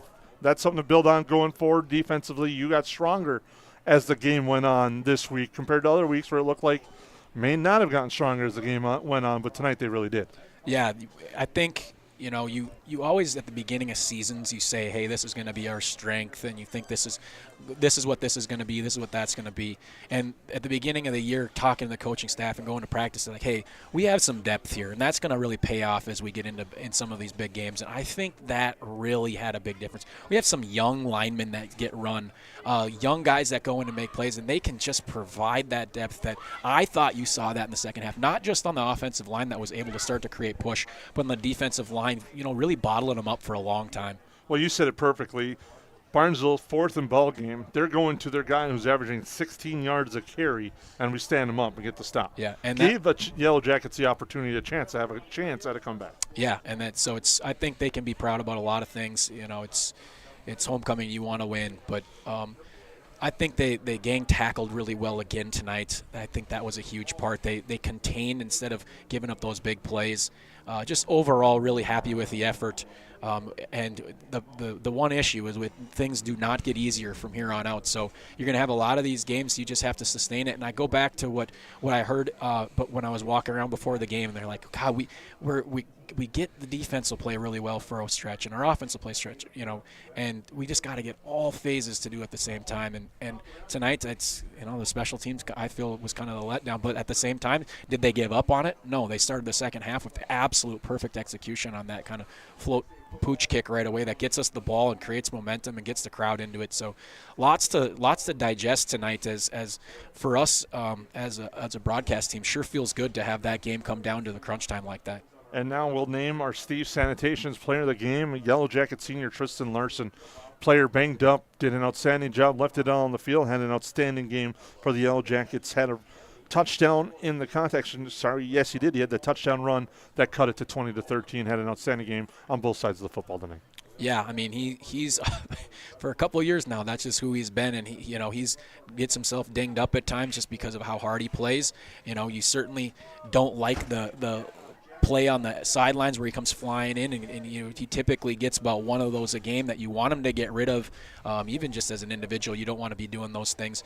But he does. You kind of have to take the good with the bad because he just plays with such hard passion, and he wants to win so stinking bad. And talking to the guys, he is a football player. When you talk to any of the other guys, there's no question. He's like right out of like the Friday Night Lights movies or any of those movies where you got just that true football player that sits in the locker and just that's what he's born to do.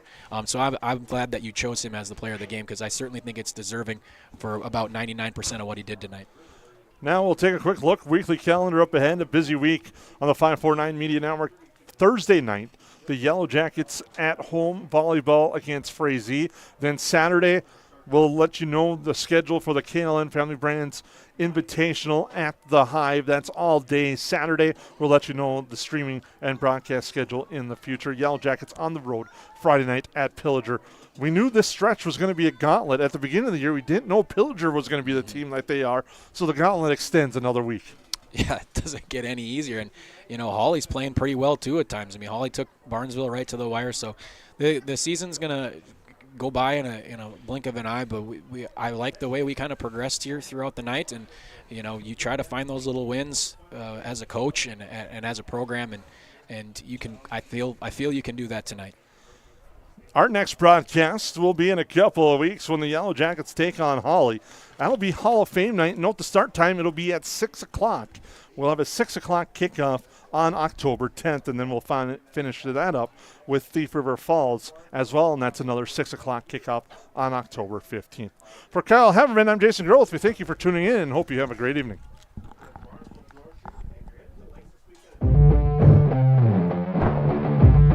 You've been watching 549 Media. Don't miss a moment. Hit subscribe and turn on notifications at youtube.com/@549media. The plays, the energy, the excitement, it's all right here with 549 Media.